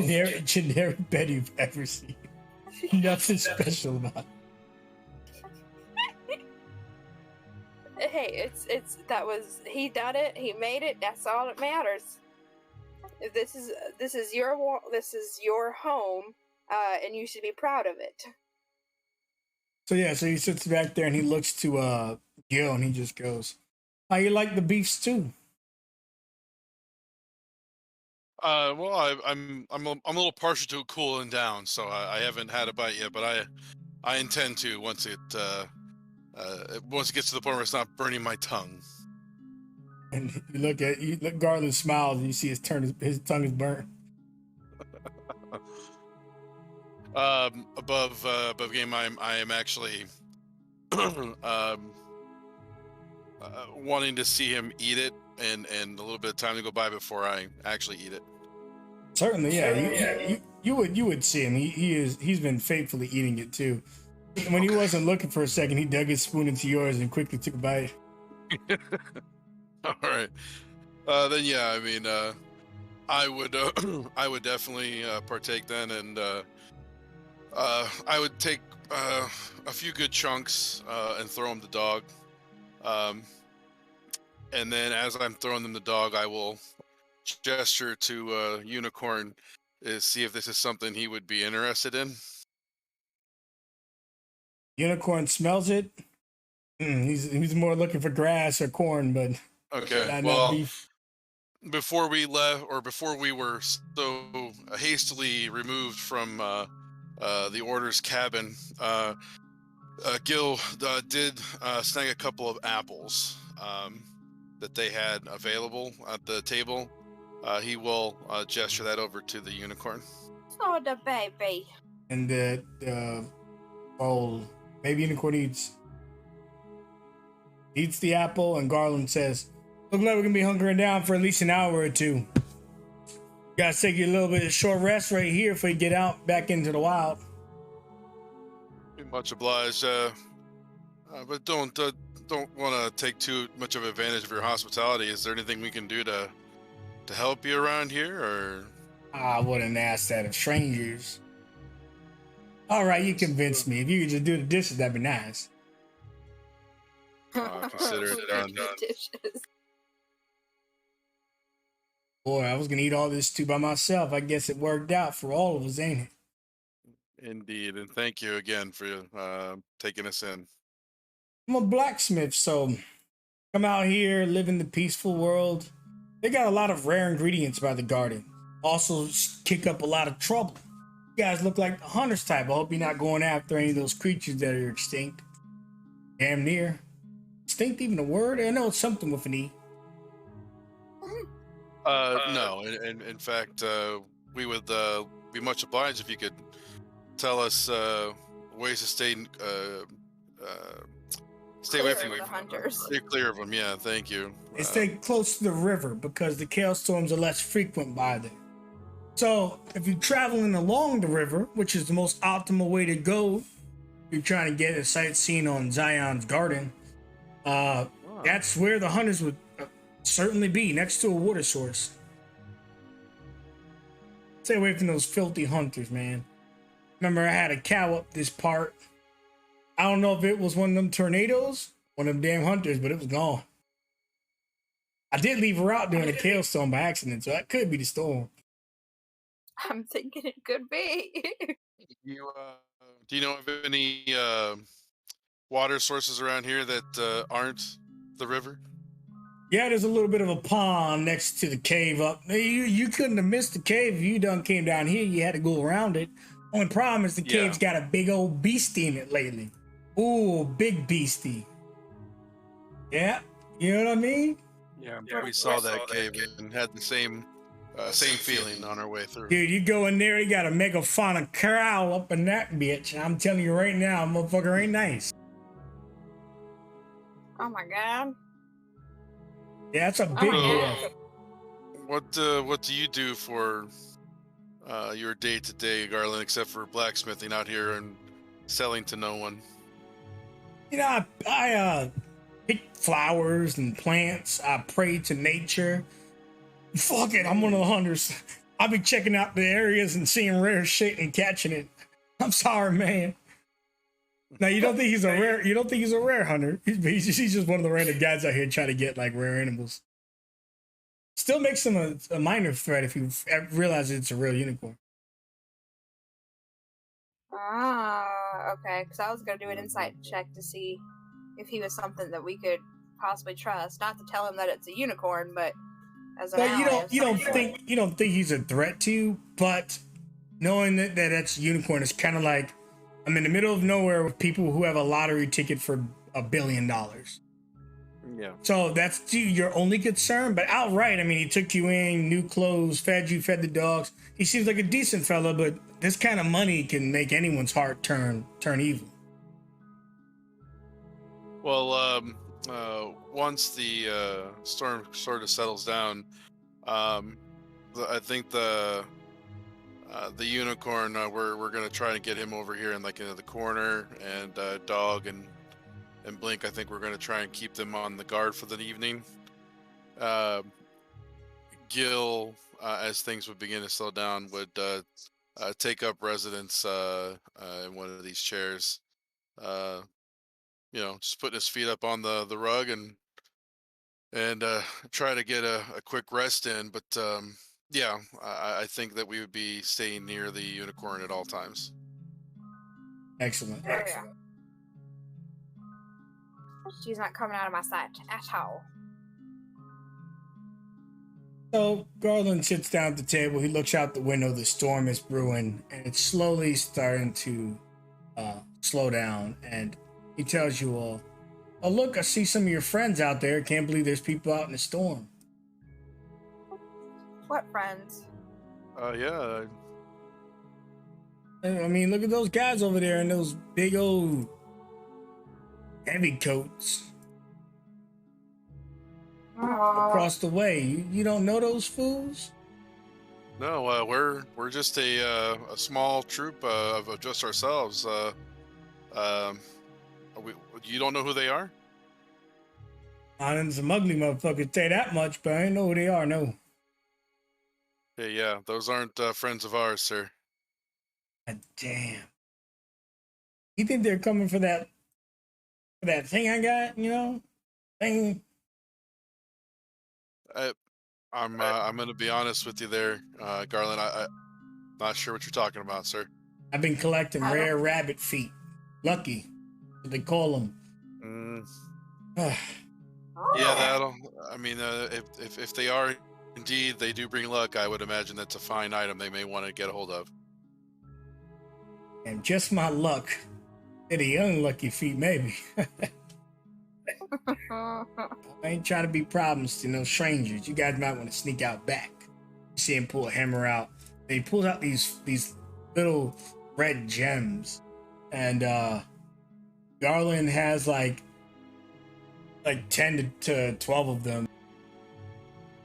He's like, I guess I better get to work, because if they're coming for me, they're gonna have to come real hard. Are you sure you don't wish our help? I mean, I don't know. And at first there was only 3 of them, but it looked like there's another one to the, oh, goddamn, I know who that is. Guys, do you see what I see? He's opening his back door. Oh, God, no. Hey, we don't want no trouble. Oh, you see, he looks at you and there's like an arrow like in the side of his neck. It has to puncture in a way that would instantly kill him. But he's sitting there and he's looking at you all as he's choking up on blood. Oh, you gotta roll initiative. Oh. She's gonna look back at Gil and say, cover her up or get the foul. Storm would have just led up to these guys are on your backs. They're very impressive. Akami, you're the first to act, and you see your host may not have been the brightest guy, but he was a good guy. He's dying slowly. Yeah, she's going to grab him up, drag him over here, away from the doorway. Yeah, they're probably here for that goddamn antique bed. Oh. Probably. She's gonna look at the Leto outside. She's gonna have she's gonna kind of communicate with Blink to get over by the unicorn, and immediately, oh God Almighty, I don't even know what this thing is. Yeah, well, that's yeah. So visually, when you give me a history check, because many of the rare hunters are popular people for the wrong reasons. Well, I got the prey. Hold on.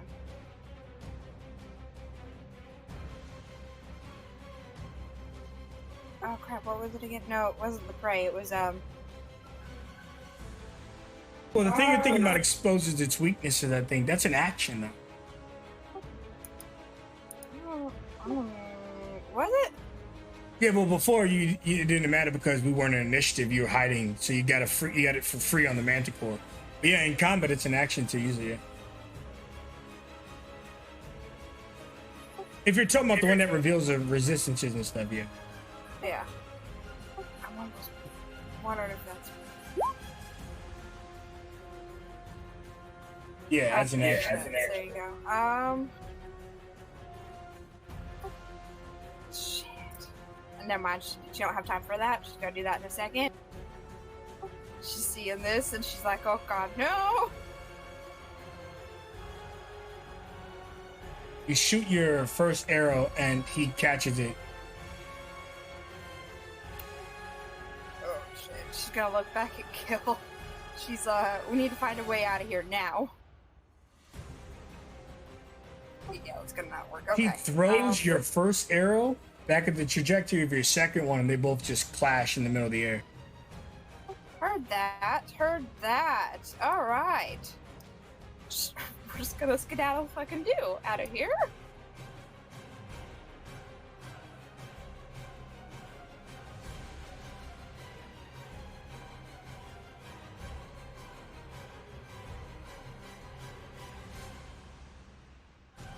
All right, I'm going to direct the foul to get over here.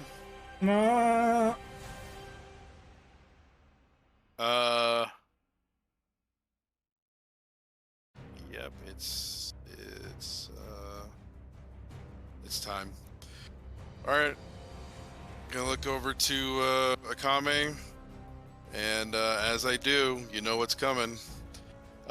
He's going to cast a Shroud of Darkness.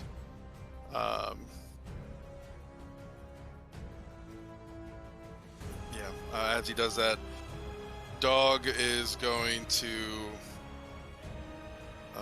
stand as is with the dodge action, protecting the foul at all costs. I, on the other hand, will be going to this. I'm going to be honest with you, I can't even see the dang doorway. It's right here? Yeah. Okay.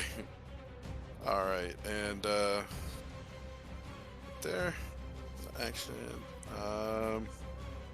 and bonus action is to summon my my blade in my hand, and that we are preparing for the worst. No. Yes, that is what I'm doing.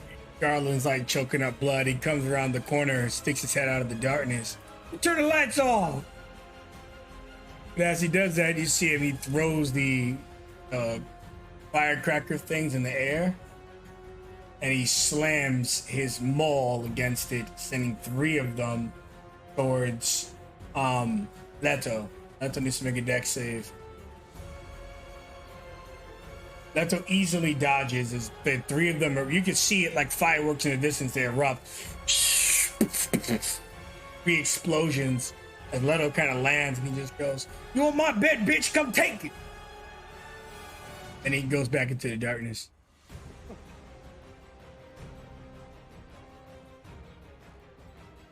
Leto stands at the door and dodges. He lifts up a hand and makes a motion towards the door, kind of take the place.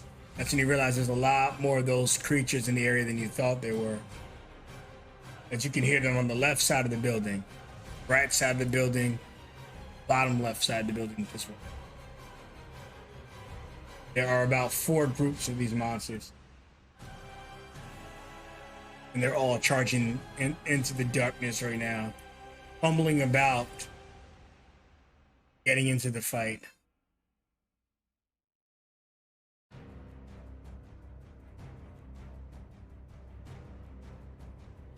You hear the window break next to you, Akame.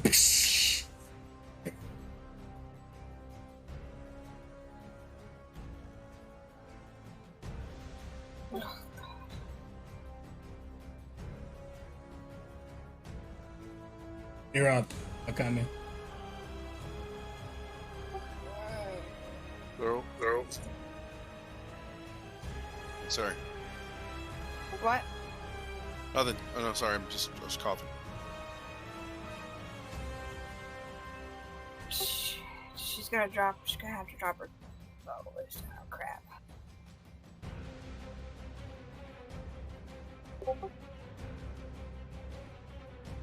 From the darkness, you hear Garland yelling to Akame. It took me 2 years to stitch the cotton on that goddamn bed. They're not taking it from me. No way.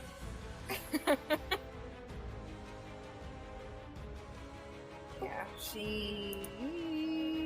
Okay, yeah, I'm gonna actually not drop the bow. I'm gonna go this way, as I can see in this darkness, and these mofos cannot. Oh god. All right.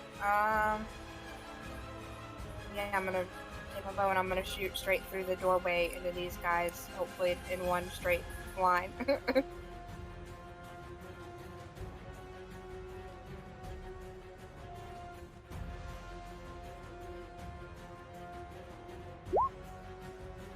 That's not gonna work.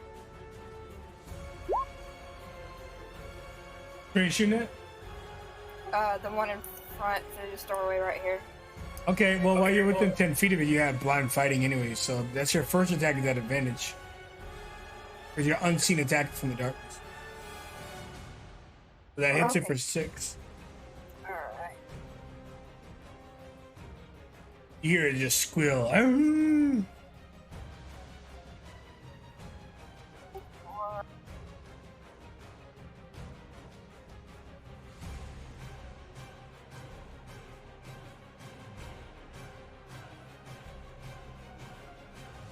Anything? Did that hit it at all? Yeah, your next attack is equally at advantage. Oh! You're still unseen while you're in the darkness.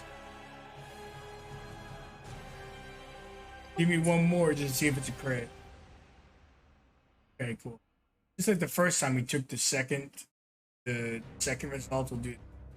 This time it's more beneficial. You kill this dude. The first one that runs in the door, you kill him.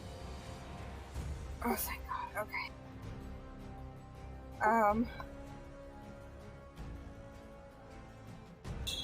Alright, she's, and then she's gonna have Blink actually stay where he's at and kind of hold action just in case one of them gets through.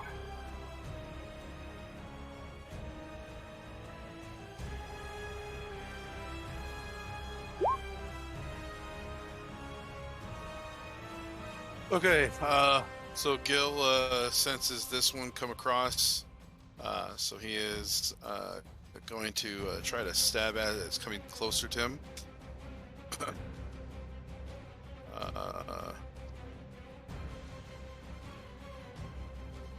And then that is my... You kill that one in one shot. Kill him in one shot with your explosive attack. Okay. In that case, bonus action. Where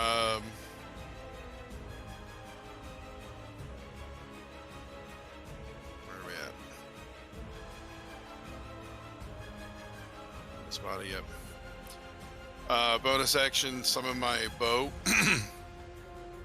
into my hand, and I will shoot the one right here. Where are you? It hits him. So this one right here? Yeah. And I will back up into the doorway again. Oops. Dog is not moving. Sorry.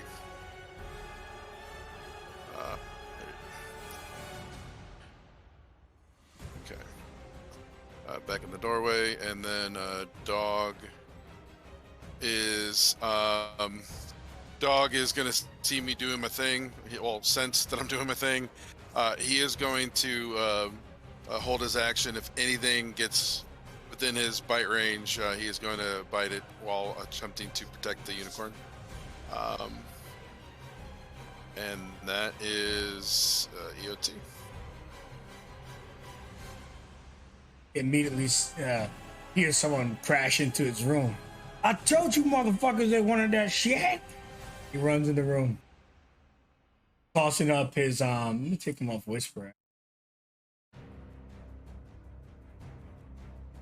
He comes in the room and he tosses 3 of these bad boys out at the creature. It's up to 3, so it's only 1 check for them. Let's see if they make it or not. The creature is easily dodged, and you see that he's sad. He's like, oh damn, I ain't got a lot more of them left. But he pulls out his maul. He says, you touch the bed, you get the grave. Leto's just sitting there, his hands folded behind his head, and he just prances forward. When he does, he looks like he's cautious to step into the darkness. He waves his blade through it, which you guys can only vaguely see because I think that he's out of your 10-foot range. But as he waves his blade through it, you see him lunge forward to stab Akame at disadvantage.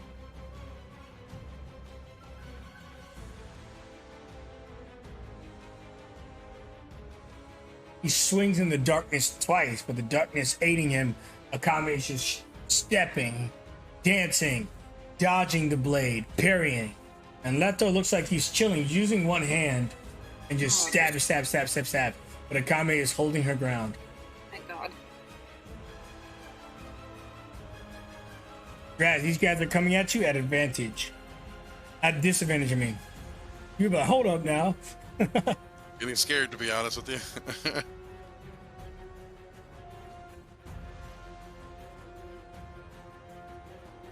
And Garland's getting just jumped in the other room.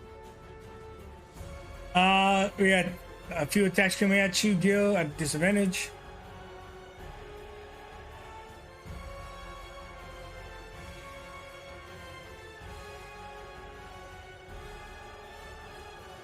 So between all the units, there are 6 attacks coming out at you, and only 1 of them are hitting you.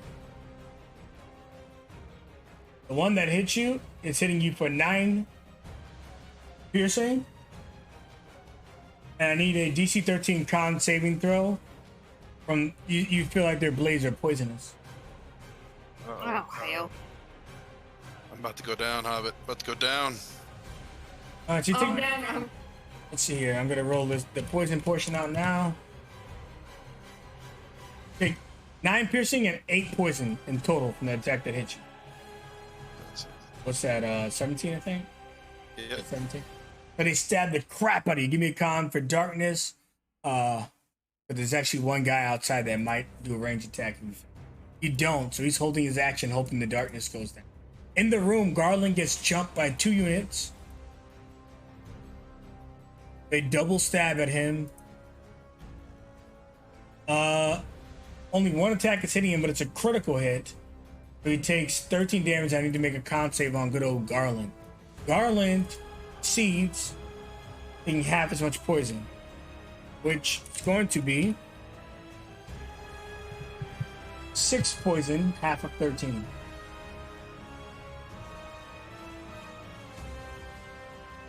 Takes 19 damage, and you see he's not long for this world. Even like that fucking bad, keep it. Finally, Akame at disadvantage, the blade flings through the darkness. Maybe you will be able to dodge this as well. Maybe I spoke too soon. Just kidding, just take your turn. God almighty. Alright, she's going back up, well, smidgen. Actually, I can't back up just yet. Oh, shit.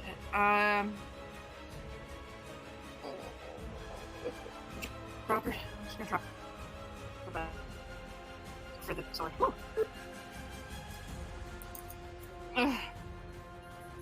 Don't forget, you both have 1 greater healing potion.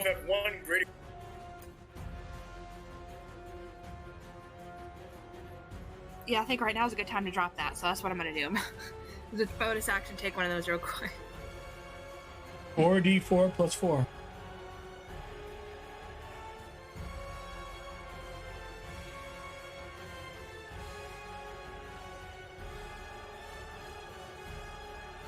Nice.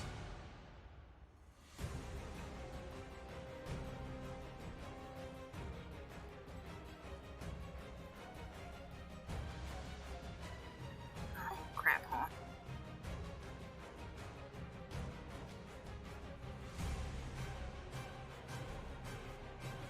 Alright.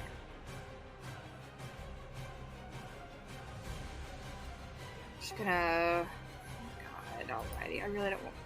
yeah, screw it. Just gonna go for the abyss right next to her.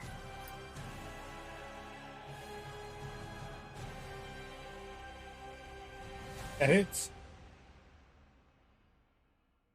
I'm just gonna do it one more time. Just get them out of here, just so because they have poison. You cut that one down as it leaps in the sky, slicing it right in half.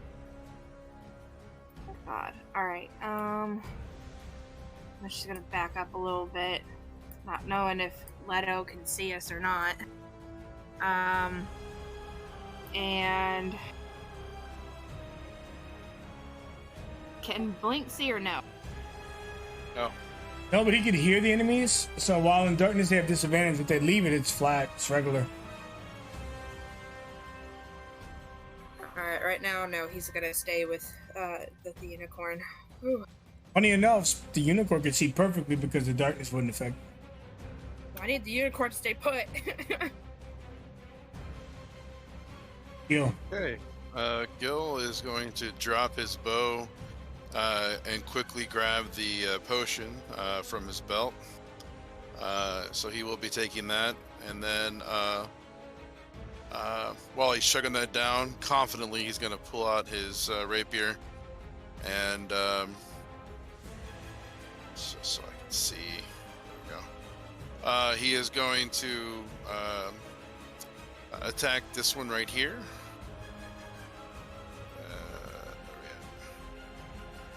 Boom. Ooh. But you have advantage, though. I will tell you that you kill him anyways. Okay. Their armor class is 13. And the this would be with green flame blade, so the fire 12 would jump.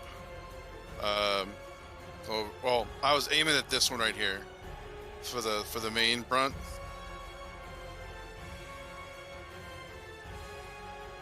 And then I was gonna have the fire jump over to this one. Would that kill him still? So 19 on this one. Oh, okay. Yeah, you kill them both then. Okay. Dog is going to hold on, let me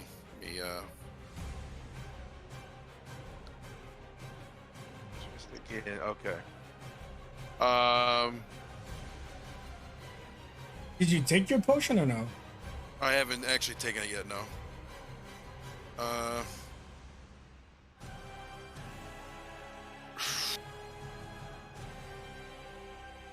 Dog is gonna jump up here and bite at this one at just regular. Well, never mind, doesn't matter. For 8. And he's actually gonna stay right there, and that is EOT for me, and I'll take my potion now.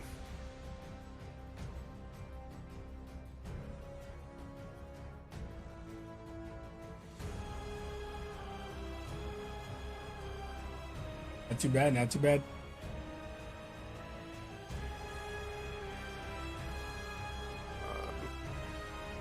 Garland swings twice at the one closest to his bed. Oh, no, you don't. He kills one of them and kind of just kicks him back onto the chair that's in the room, sitting him down. Have a seat. And then he looks to the one to the north. I ain't gonna lie. Starting to lose my breath. But maybe you could just, leave. Garland falls to the ground. He's having like a soft asthma attack. He's old.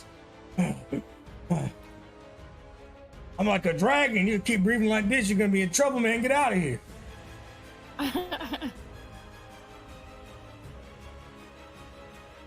Leto see you guys in the darkness. Prances over to Garland. I hope they will worth your life. But there can be no witnesses. I don't even know what witness means. Oh, nice. He stabs Garland twice. Garland's gonna make 2 con saves. Oh no! I'm too old to live. He's able to circumvent the poison from the second one, but the first one, full force drives into him as he takes 17 damage, and then from the poison, he takes 17 damage from the slashing, and from the poison, he's taking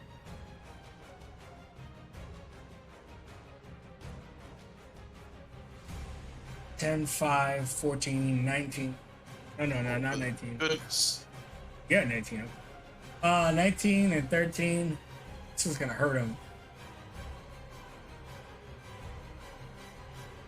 Garland just yells at the top of his lungs, but Leto cuts his head off. And Garland falls down. Last thing he did was motion his body towards the bed, and he lays in his bed. He looks into the darkness. Now, where were we?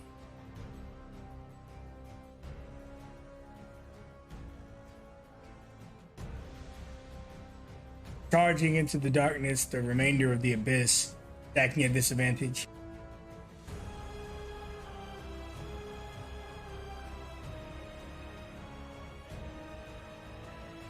All right, we got...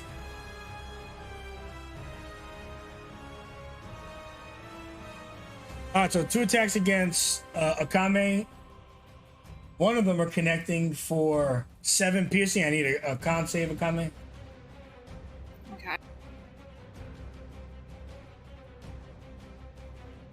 Then against Gil, we have 1, 2, 3, 4. All of them are missing you. Akame, you're taking 7 piercing and 2 poison, for a total of 9. Your turn.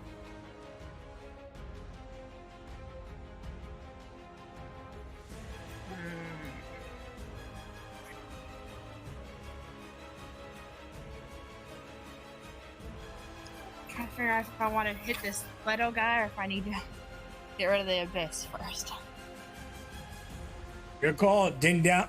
You can cut the numbers down a little bit, thin them out, or you can try to start focusing on Leto, what you think is going to be better. You did see Leto cut off Garland's head, so if you like that dude, then maybe you're more upset about that. She kind of is, but she's a little bit more upset about the simple fact that how easy this thing has gone down.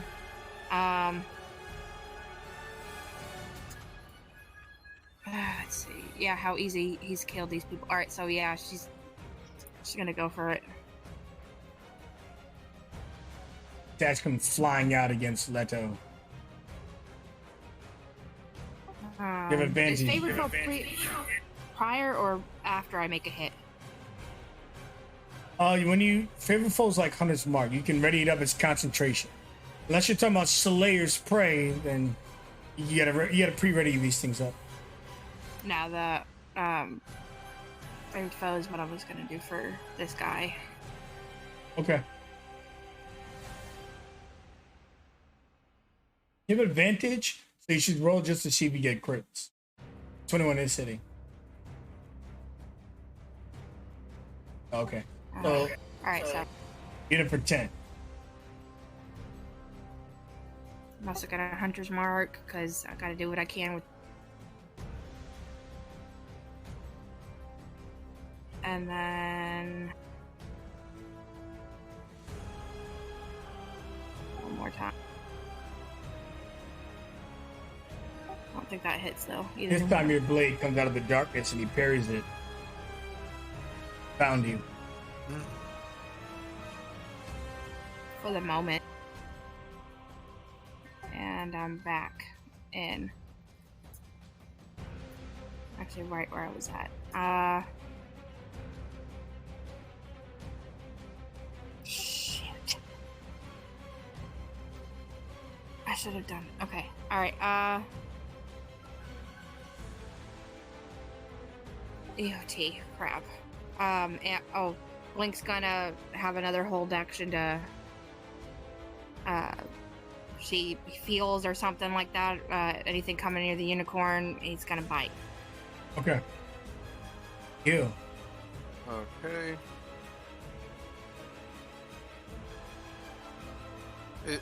Is the door open or closed? It's open. Let me make sure it's actually open on the map, though. There you go. Okay. All right. Centering my focus on this one. This will be advantage. This will be Green Flame Blade. Yep, that is. So he takes 15 in front of me. The 8 is going to jump over to this one next to me. That guy's exactly 8, so you're jumping flame. As he's like leaping in the sky. Your fire catches him and explodes him. Wonderful. Bonus action.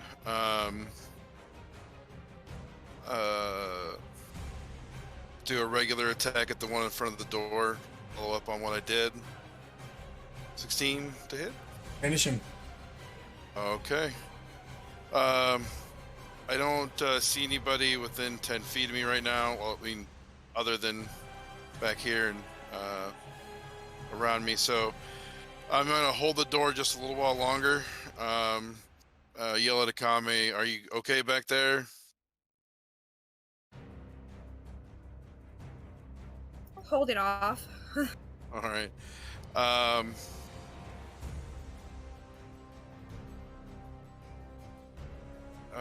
Dog is going to take the disengage action to try and navigate his way back over to the foul. EOT.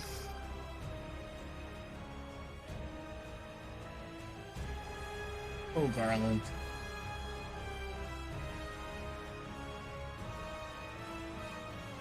Leto begins opening his coat. And when he opens his coat and drops it to the floor, his body starts to turn green like his outfit was. And as it gets greener and greener, his body begins to expand. Oh no. Like he's turning into some type of tree.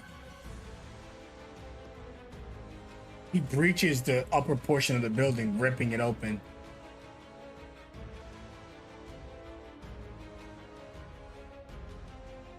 And when he does,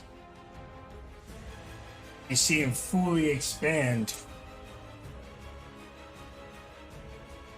The tree petals fall down and begin spinning like a blender, slicing everything.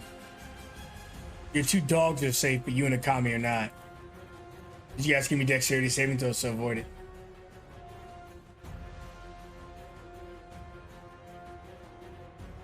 To avoid the bulk of it. Let's see if Akami does the same.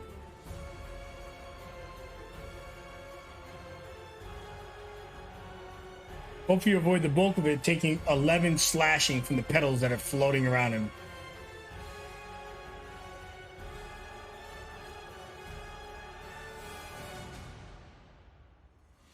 The abyss on the top, it's cut to shred by the petals. Friendly fire and all. That's all? Is that all the abyss? Gonna yell to Akame, we need to get out of here.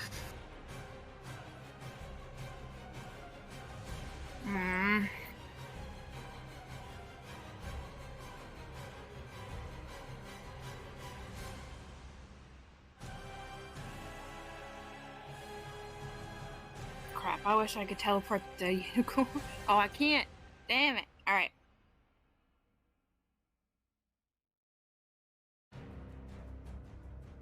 Ah. All right. She's gonna start moving.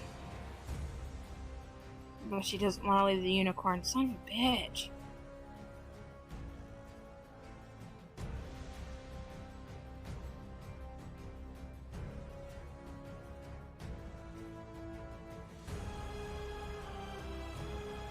I'm not sure what to do in this situation because I don't want to leave the unicorn, but I also don't know if we need to like freaking head out or not. When you walk over there, Kame, you take 5 piercing. As you realize that this creature, there's thorns all over the floor, kind of like spike growth around the tree's body. By the way, he looks like a tree with vague humanoid face still, for those who can still see him in the dark. But the ground around you, now that you see a comment like, ah, you look down, Gil, and you can see this spike growth all around you. But, Gil, using your intelligence and the fact that this guy is actually well known, there's one weakness to this feature. While he's a tree, he's stationary. You guys can just get out of this building and get out of here. It'll take him a while before he can pursue you again.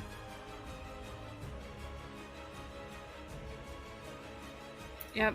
I could use some of your healing touch, Akame. Okay. Kind of glad I could too, but there we go. All right, here we go.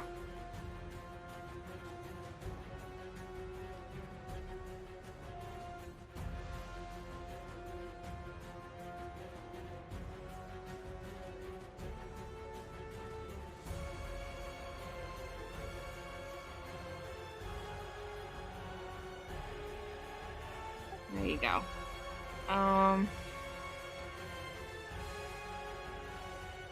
That's all I got on that. I can't do much of anything. All I can do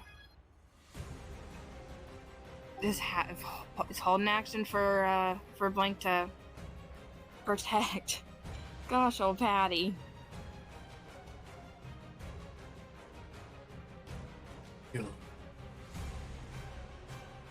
Okay, I'm going to look to the unicorn and gesture for him to jump out the window.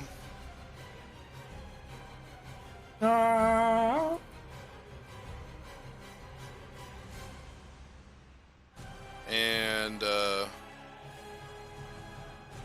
as I do that,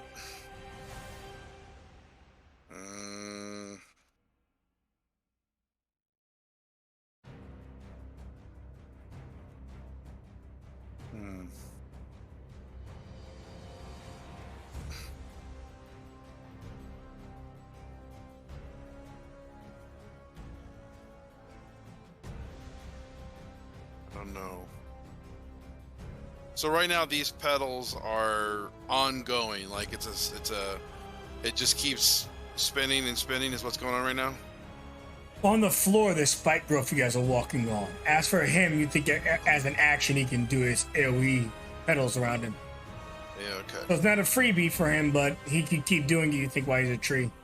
And is there like a, do I notice where the leaves kind of dissipate, where they are no longer spinning around him? While you're kind of shot in the darkness itself, it's difficult. Okay, gotcha.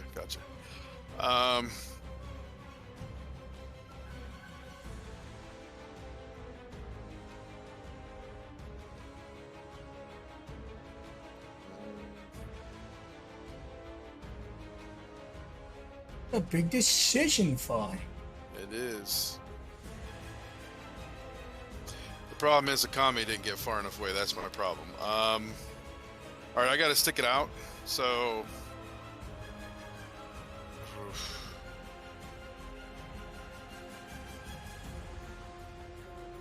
okay, I'm gonna go ahead and attack him with the rapier.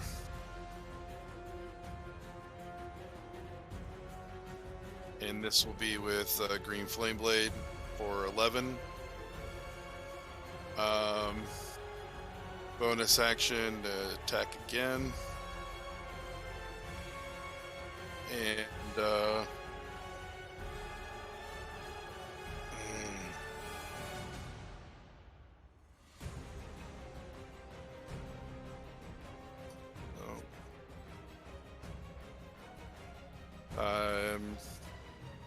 Yeah, that's my turn.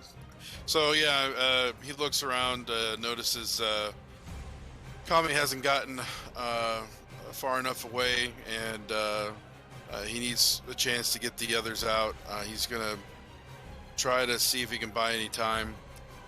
Dog is gonna take an attack as well. Actually, no. Dog is going to take the disengage action and take any damage he needs. Well, yeah, to get here. Once he gets here, he's going to peek his eye out and blink if he needs to. He takes 13 piercing from the spike grove, which is 2d4 square. And once he gets there, he can blink out safe. Okay, so you said 13? Yes. Okay. Okay. And he's going to escort the fowl. Would he be able to sense, smell, whatever the case may be, like a clear path? Should we go this way? Should we go this way? I mean, well, south? If the hunters are here, the fastest route is the river, unless you're worried that there's more. Otherwise, you can go around the river, but it's a longer journey. He's gonna lead them north and around the river. Okay. He starts progressing that way. Yep, and that's what he's up to. And that's officially my turn. Dexterity saving throw. Yep.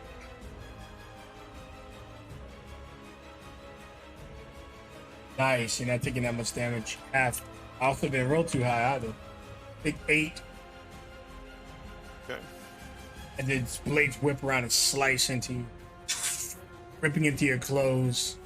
You see, what's more concerning to you is now that he's a tree, you see that these green abyss soldiers, 2 of them, the most closest to him, which are these units, get absorbed into its flesh, which nothing ever good comes from that. Nope, nothing usually does.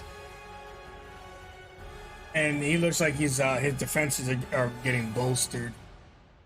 Perhaps he has some type of temporary sustainment on his life. Okay. Yeah, she's getting out of here. 'Cause she has a feeling Gil's about to go supernova, so God, let's hope I don't go down.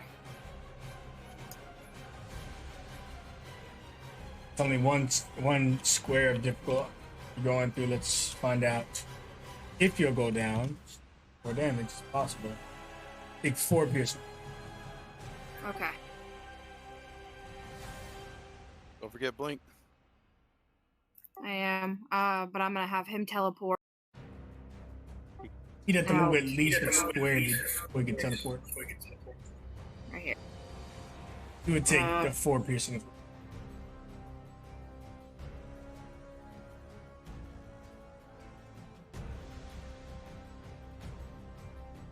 Okay. Yeah, I'm gonna have him teleport to the foul.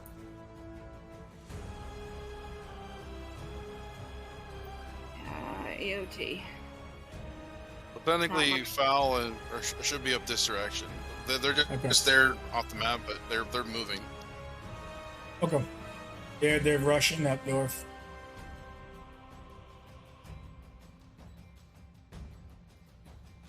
All right. Anything else coming? You could still dash now that you're not in the spike grove if you want to get further.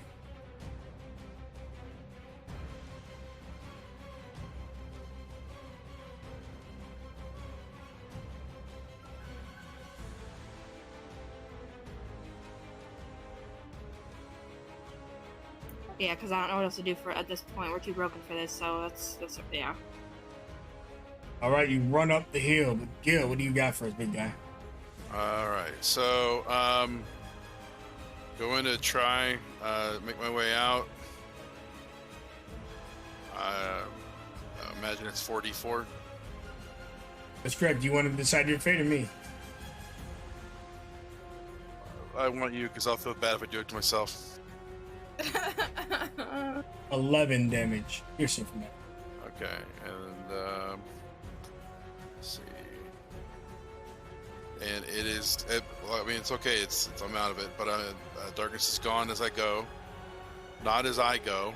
Not. What the hell? What'd you do? I deleted myself. I think. Yeah, dude. Darkness He is gone. needed him, so. Oh, there we Just go. cooling down. Minus 11. Okay, so yeah, he's coming out. He is tatters right now, but he knows the general direction we're headed. So he is. Oh, that's difficult terrain. Actually, I'm only able to get right here. Actually.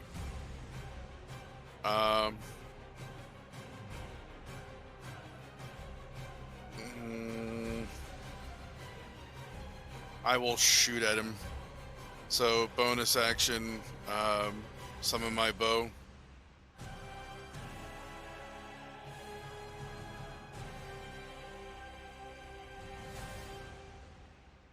Yeah, that hits. And, I'm not at advantage anymore.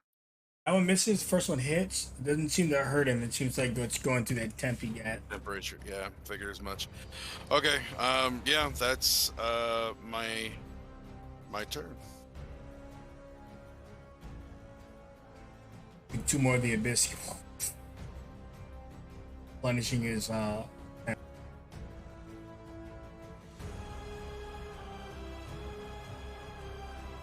he looks towards the unicorn and his free mouth breaks through barking. My.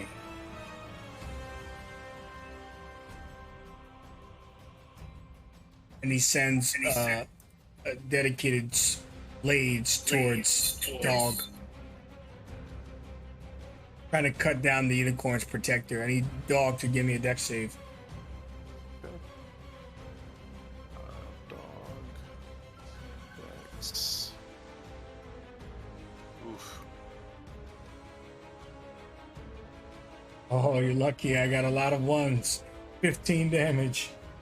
Dream is my witness.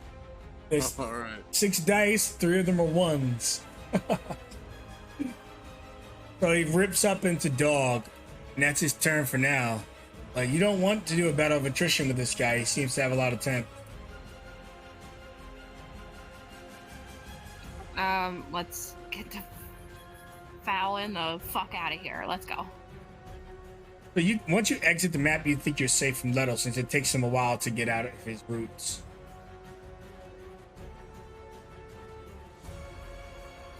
So if you guys would both be able to go before him, you guys are, unless you want to try to peg him from far away, but he'll be slowly unwrapping, or do we want to just take this chance to actually escape?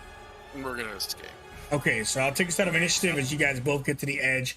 It's going to take him about 3 rounds to unwrap, but you guys will be able to dash for those 3 rounds.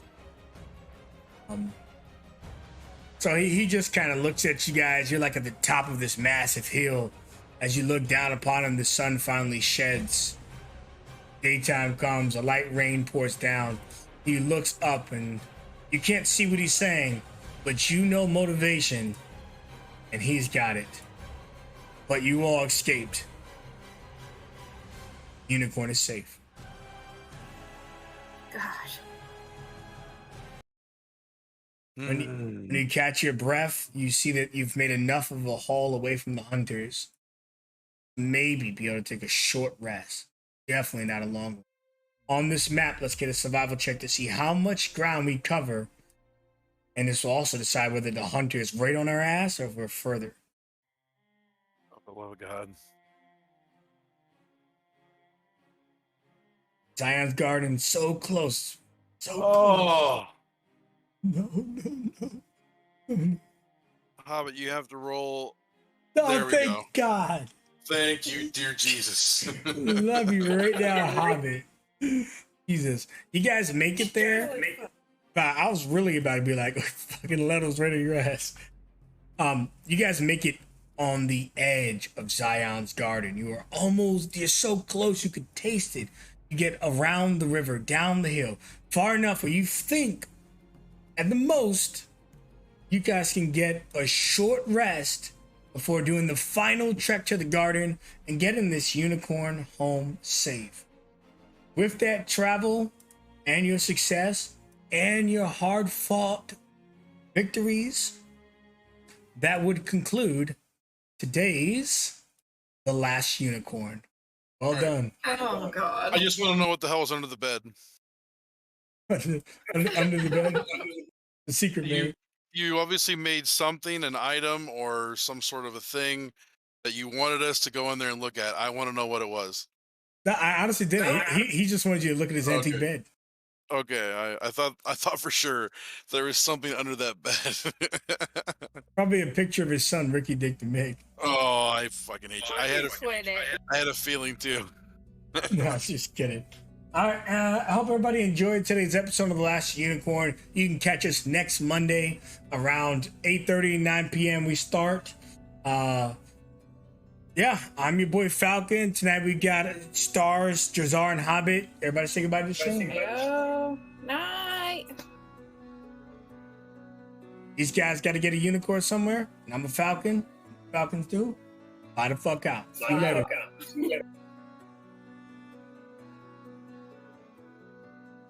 All right, I wanted to scream.